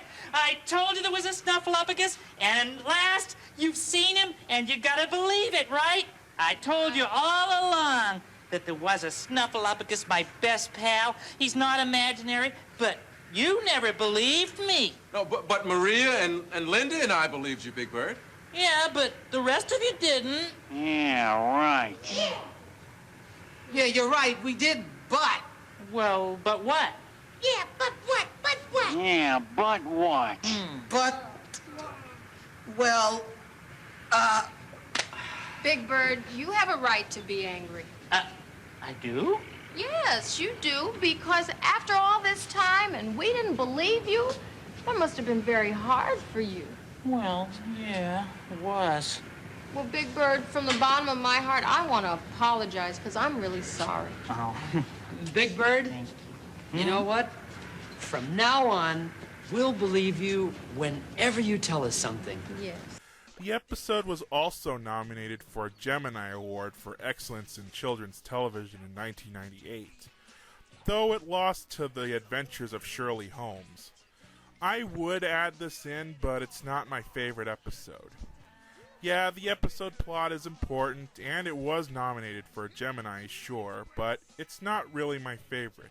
I do like it, but I'm pretty sure the SS Malarkey is pretty creepy. It does look like sand, only we know it's really magic flying powder. Why don't you have a seat right over there, please? Now that I got that out of my system, let's see the episodes I like. There were quite a bunch I like in Season 5, but for this, I'll mention 3 of them. Phodak in Reverse is just hilarious.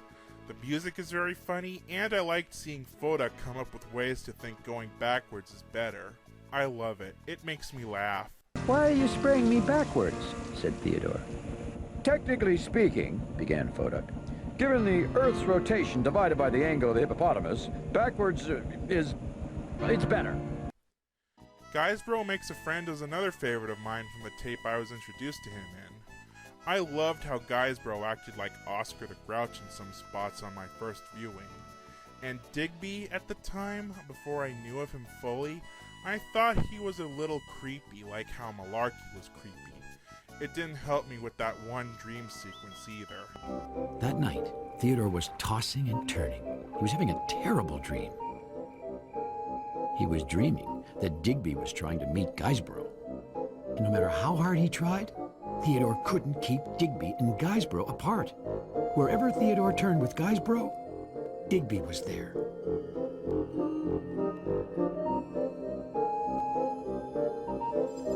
There he was again. And Digby was about to tell Guysbro exactly how he felt about it. Rotten, he cried.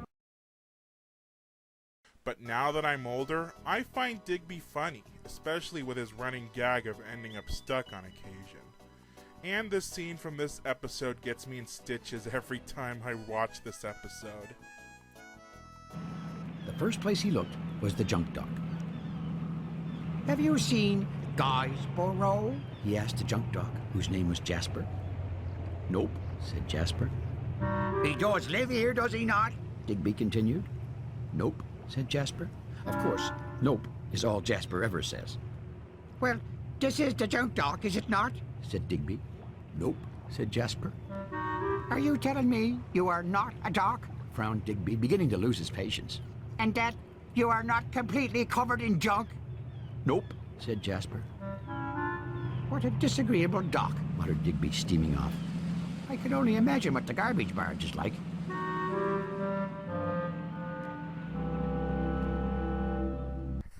It's funny because that's all the doc ever says. Lastly, there was Bedford's Big Move, another episode from my first Theodore tape. While I think Bedford is a bit overrated, I can't fault this episode for being so amazing. The ending where Theodore and the others in the harbor hear about Bedford leaving is pretty strong. Hi, Bedford. Hi, Theodore. Bedeck said that you want to go and live in another harbor? Said Theodore. Yes, Theodore, said Bedford quietly. I do. Are you sure there's nothing I can say to make you change your mind? Said Theodore. I think I have to go, replied Bedford. Goodbye, Theodore. Goodbye, Bedford, said Theodore. Ready for hauling up? Bedford called to Bedeck.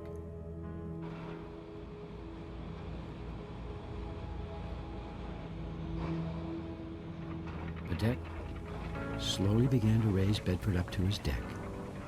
Theodore couldn't watch his friend leave.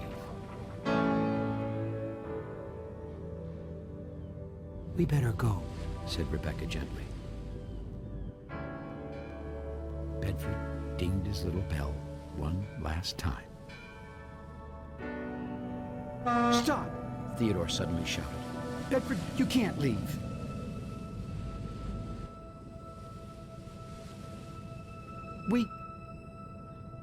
We love you. Bedeck, called Bedford quietly. Could you put me down again, please? Down? Repeated Bedeck. Yes, said Bedford. This is my home. Bedeck lowered Bedford back into the water, and Theodore floated very close to his friend. Theodore, you never said that before, Bedford said softly. I love you, too. Well, it was always hard to tell with buoys, but just then, if you'd have asked anyone there, they'd have told you that, at that moment, Bedford was most definitely smiling.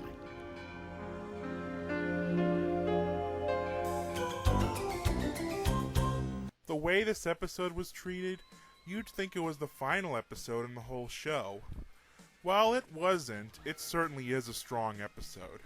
Plus, I really want to try out those tugboat cookies from the Harbor Master opening. I know there's sugar cookies, but if anyone has an idea what the cookie cutter would look like, please hit me up on Twitter or Discord. Anyway, now for my pick for Season 5. What would I have as a favorite? One of the Pugwash episodes, Theodore and the Unsafe Ship, or maybe the final episode, Theodore's Big Decision? Actually, I got a good one as my favorite. The 5th and final episode award for Season 5 goes to Brunswick's Big Scare.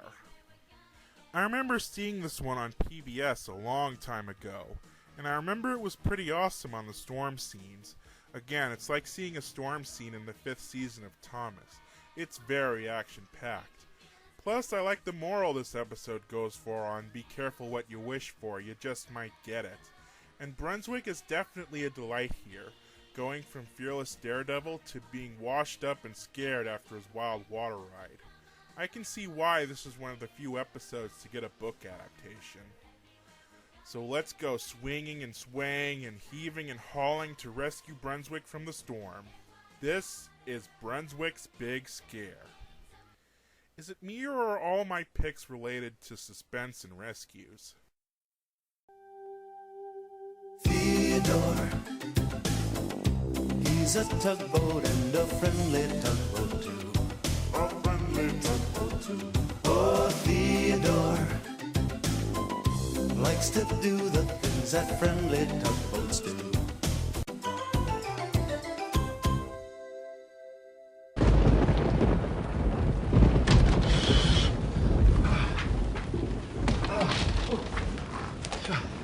Hello. Whoa, we're having a big storm out there today. Whew. I wish yourself for my daily walk along the shore, but it's too wild and wet out there for me. Now, I do think that a big storm is exciting, but I'd much rather watch it from inside where it's safe and dry. Oh, good. Everyone's all snug in their dock. Oh, look at that. Even Brunswick Barge. And it wasn't always like that. Oh, no. See, Brunswick, he always looked for thrills and chills. He just loved danger. That was before his big scare.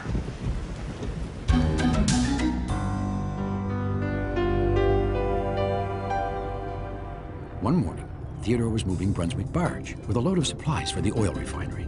Maybe something really exciting will happen today, said Brunswick. Maybe, said Theodore. Maybe, Brunswick went on, a great big iceberg will suddenly float right in front of us. Brunswick, said Theodore, giant icebergs don't float into the harbor. Brunswick was always hoping for thrills and chills. But maybe this time, Brunswick went on, a whole harbor full of whales will push the iceberg right in front of us. Or maybe I'll just get you safely to your dock, smiled Theodore, pulling up to the refinery dock. And a giant snorkel clam swallows us in one gulp, Brunswick babbled on. Brunswick, there are no such things as giant snorkel clams, said Theodore. Now let's get you unloaded.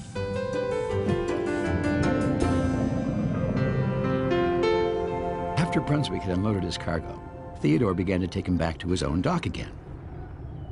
Theodore, can we take the long way home? Said Brunswick. He was still hoping for something exciting to happen. Just then, there was a loud whistle.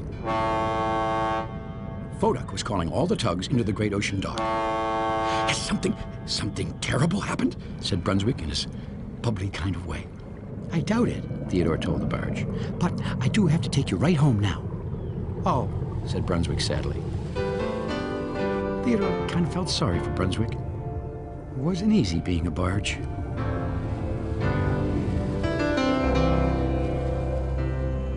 The other tugs were gathered around Foduck when Theodore arrived at the great ocean dock. There's a storm heading towards the harbor, Foduck was telling everyone. This would be a good time to practice our storm drills. That is a very good idea, Foduck, said the dispatcher. Please proceed immediately. The tugboats tooted to say, on our way, and headed off to prepare the harbor for the storm.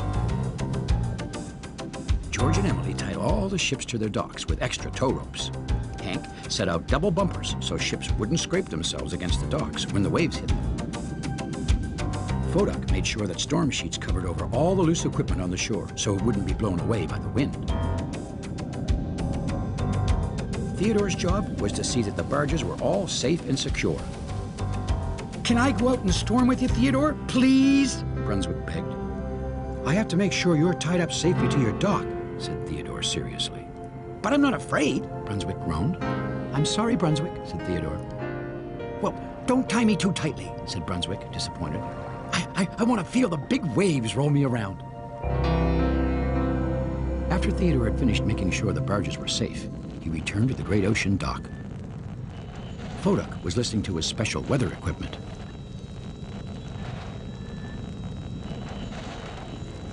It appears the storm is slowing down out on the ocean, the safety tug announced. It may not reach us as soon as I thought. Theodore, said the dispatcher. Yes, sir, Theodore replied. It seems we have extra time, so I would like you to take a load of storm supplies out to Cayley's Cove, just to be on the safe side. Please, choose a barge to help you. Well, of course, Theodore chose Brunswick. Boy, this is going to be exciting, Brunswick blared. Theodore was tugging the barge out of the harbor, loaded with storm supplies for Cayley's Cove. Will it get so dark that we can't see? Will the waves be higher than your hat or higher than your smokestack? Brunswick couldn't wait for the storm to begin. Great big waves could splash all kinds of stuff right up on our decks. Giant snorkel clams. Those are dangerous, right, Theodore? I don't think so, Theodore grinned. Brunswick began rocking back and forth excitedly. Will I be swinging and swaying and heaving and hauling so much that... Brunswick, interrupted Theodore, please try and float properly. We're floating straight into disaster, Brunswick bellowed cheerily to Bedford Boy. Watch out for snorkel clams!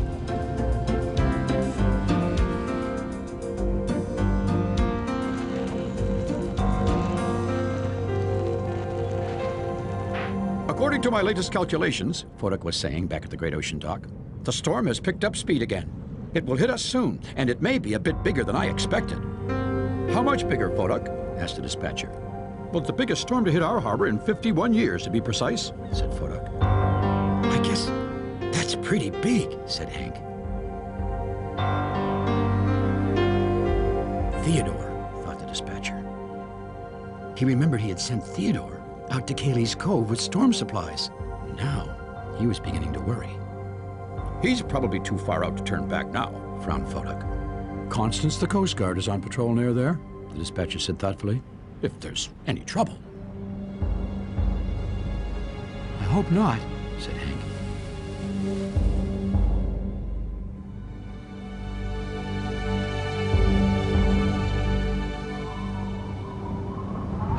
Theodore had reached the wide open ocean.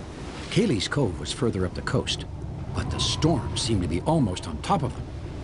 Trouble? Shouted Brunswick over the howling winds. No, grunted Theodore. This storm is just bigger than Fodak said it would be. The bigger the better, hollered Brunswick.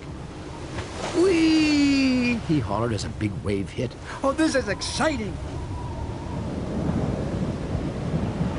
I heard a giant wave can turn a boat right over upside down. Will we turn over upside down, Theodore? No, gasped Theodore, trying to keep Brunswick and himself steady. But if we did turn right over upside down, Brunswick merrily went on, then we would probably sink, wouldn't we, Theodore? I mean, if we were swinging and swaying and heaving and hauling... Brunswick, shouted Theodore, hang on to your cargo.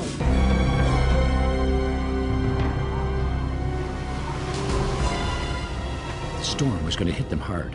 Theodore could feel it deep in his timbers.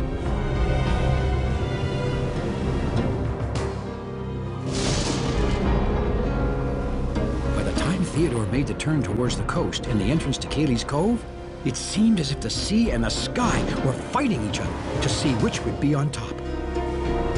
Not much further, he grunted, gasping for breath and more tired than he could ever remember being. We'll be okay, he shouted, more to make himself feel better than Brunswick.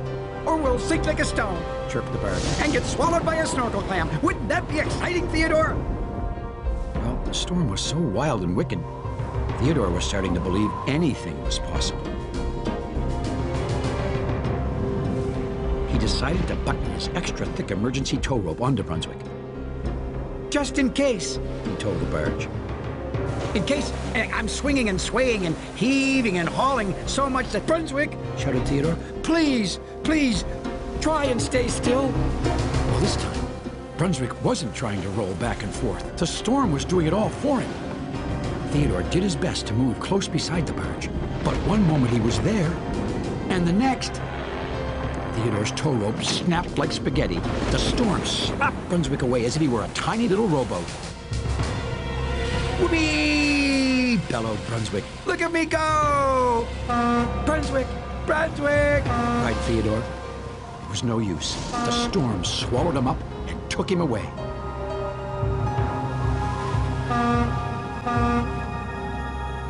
Isn't this exciting, Theodore? Called Brunswick. Theodore! Brunswick looked around, but all he could see was the coast near Cayley's Cove, and it was getting closer and closer. You can stop me now, Theodore, hollered Brunswick. This isn't fun anymore.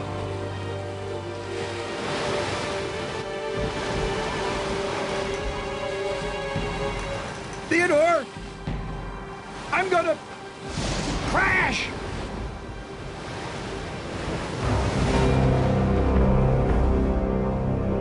Theodore was still searching for Brunswick. A bright light pierced the gloom.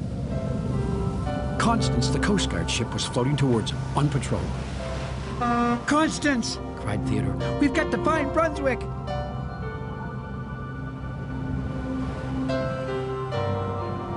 Am I okay? Brunswick said softly. Things just didn't feel right. He wasn't swinging or swaying or heaving or even hauling. In fact, he was still, very still. Brunswick looked around. This is worse than I thought. He groaned. I've been swallowed by a snorkel clam.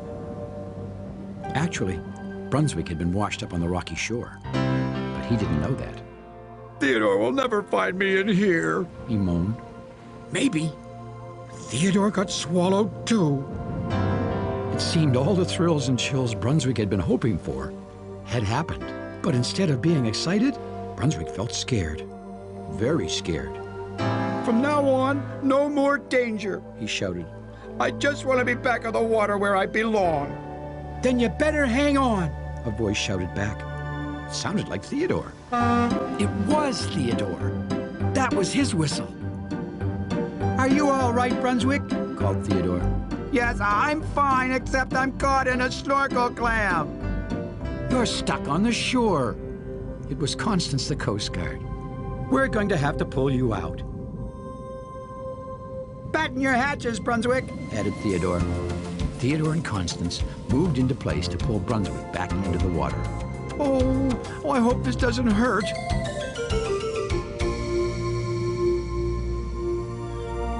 A little later, Theodore and Brunswick were watching the storm pass from the safety of Cayley's Cove. The sun was coming out, and it was time to go home again. Theodore tooted "thank you" to Constance as she set off to continue her ocean patrol. Theodore, said Brunswick. Yes, Brunswick, said Theodore. That storm was pretty exciting. It sure was, agreed Theodore. It was a little more exciting than I thought it was going to be, continued Brunswick. I was scared. Me too, said Theodore. I hope we have a nice, safe trip back home, Brunswick went on. Well, Theodore couldn't agree more. Theodore, said Brunswick. Yes, Brunswick? Can we take the long way home?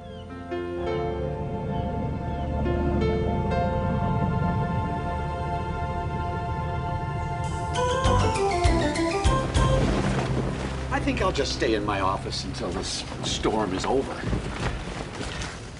It may not be very exciting in here, but at least it's nice and safe.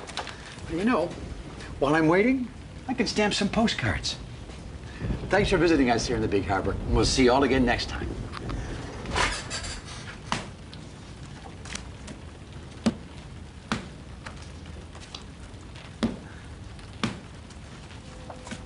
Ow! I guess it's not that safe in here. I've got to tell Brunswick about this.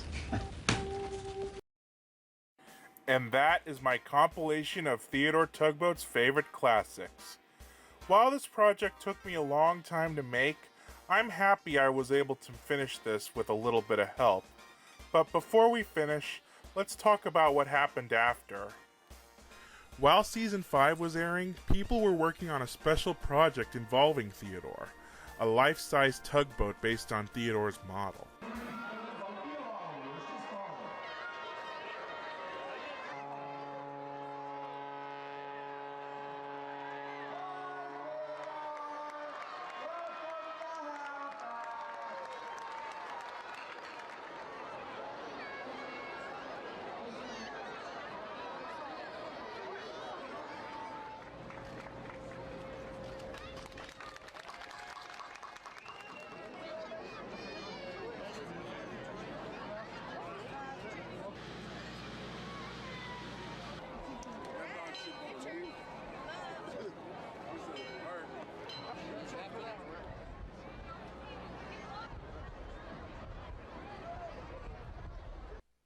If I can guess, around the same time, Day Out with Thomas was introduced in America, where kids would ride on Thomas and meet Sir Topham Hatt and all that.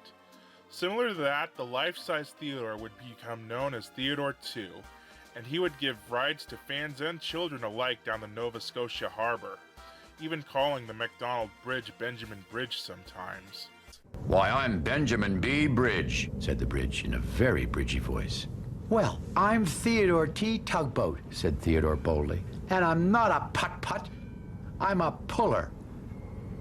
The best ship-pulling tug around. And with that, he zoomed right under Benjamin. Silly bridge, thought Theodore. Anyone can see I'm a puller. Meanwhile, back with the show, Cochran Productions was undergoing some bad money issues. Andrew Cochran did also make another show called Pit Pony, where the harbor master Denny Dougherty also had a role in it.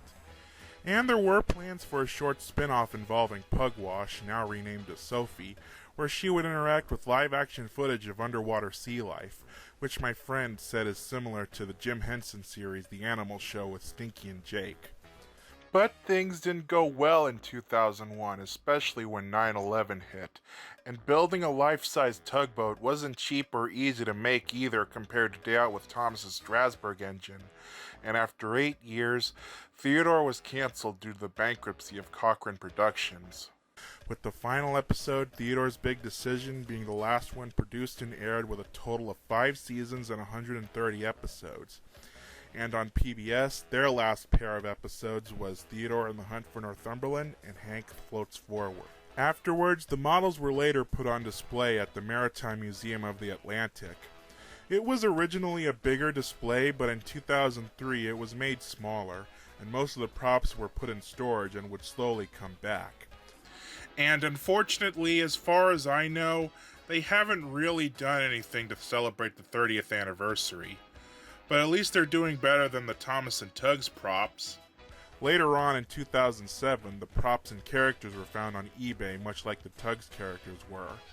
Currently, we don't know if most have been sold off or not, like with Brunswick being the only one confirmed to be sold, and the Queen Stephanie, which is the biggest model they've made, is currently off-site in storage.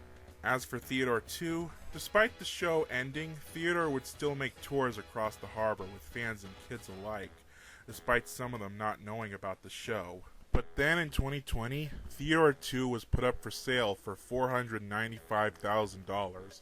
With a price tag of $495,000, the 65-foot, 105-ton vessel could be yours. It's never actually been used as a tugboat, but it can be. There may be other uses for it too. And a year later, he was sold to Blair McKeel to move Theodore to Hamilton, Ontario in order to help promote water conservation. So after 21 years, Theodore no longer takes people on tours, and nowadays he's used as an Airbnb in Hamilton. Now for my final words on Theodore. This show is definitely one of my favorites, and has been my favorite since I first saw Theodore Helps a Friend all those years ago. And while the channel had other things like a big yellow bird, a smiling blue tank engine, an aardvark with glasses, even a big purple dinosaur, Theodore was a great addition to add to the PBS family at the time. Later on, the show aired on Cubo from 2007 to 2009, but for some reason it only aired 52 of the 130, making it feel half-aired. Since then, Theodore hasn't aired on television again. But over the past few years, people like me have been uploading Theodore Tugboat episodes onto YouTube, and most of them were previously lost. There are some with issues though. Some were taken from Cubo airings like mine, and one of them, Theodore Takes Charge, is still in camera quality. So some of them still need to be fixed, but at least all 130 episodes can be seen on YouTube, especially during the age of streaming. Would I want Theodore Tugboat to return? While I would like that, I'm gonna have to say no. It's a great show, yes, but it could only be done back then. Nowadays, people think kids want to watch a lot of cartoony stuff with randomness all around rather than a good story. Kids are not stupid, they know what they like, and I was a kid myself too, and I know what I like. Besides, after seeing what Mattel did to Thomas, turning him into what he shouldn't be, I don't want Theodore to take that nightmare route as well. The best thing I could see Theodore Tugboat get is a complete series DVD set, though it's kind of a gray area there too. Shining Time Station never got one either, but it could still happen if DreamWorks Classics wants to do it. But for now, I'm fine with just seeing an almost complete series on YouTube. And so I ask you all this. What stories would you use if you were to make a compilation like this?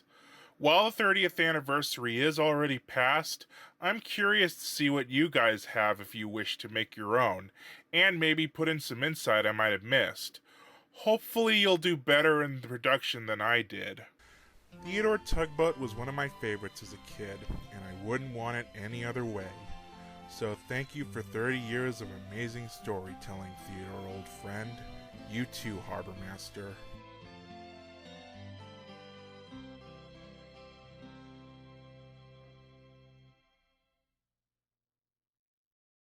Thanks for visiting us here in the Big Harbor. We'll see you all again next time.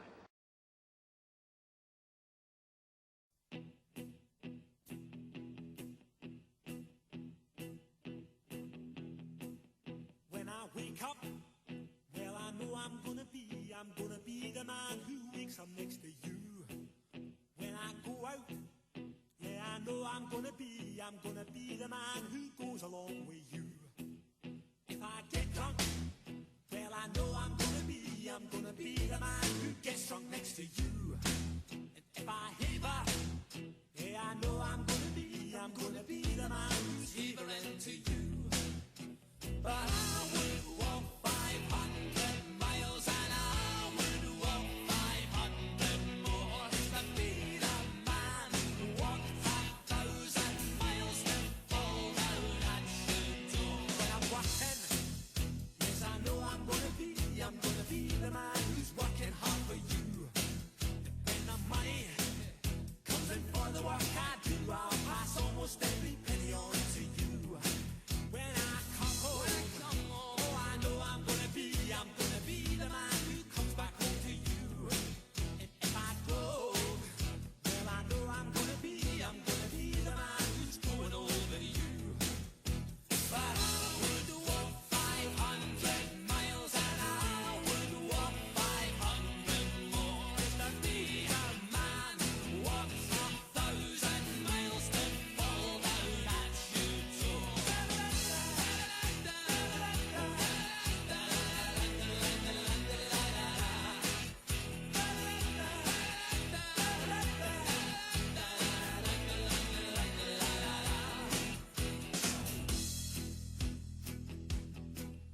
When I'm lonely, well, I know I'm gonna be the man who's lonely without you.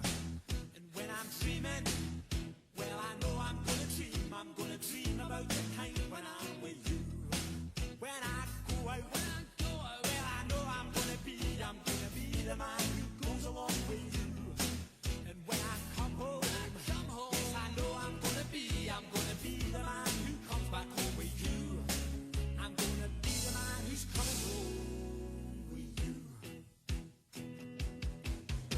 But I would walk 500 miles and I would walk 500 more to be the man who walks 1,000 miles to fall down at your door.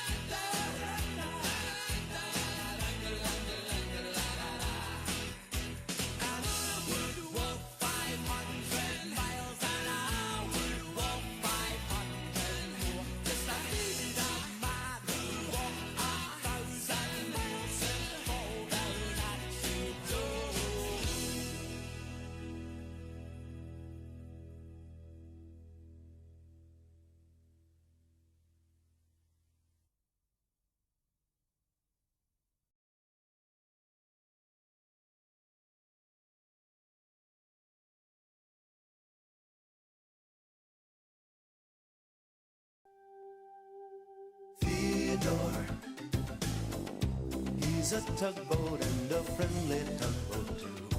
A friendly tugboat too. Oh, Theodore likes to do the things that friendly tugboats do. Pushing and a pulling in the great big harbor, in the great big world is so much fun. many brand new things to discover.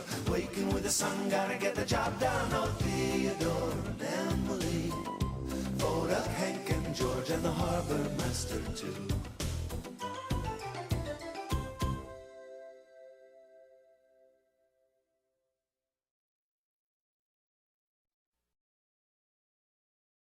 Let's go! Prime Star is proud to support Theodore Tugboat and all PBS programs which help children get and stay ready to learn.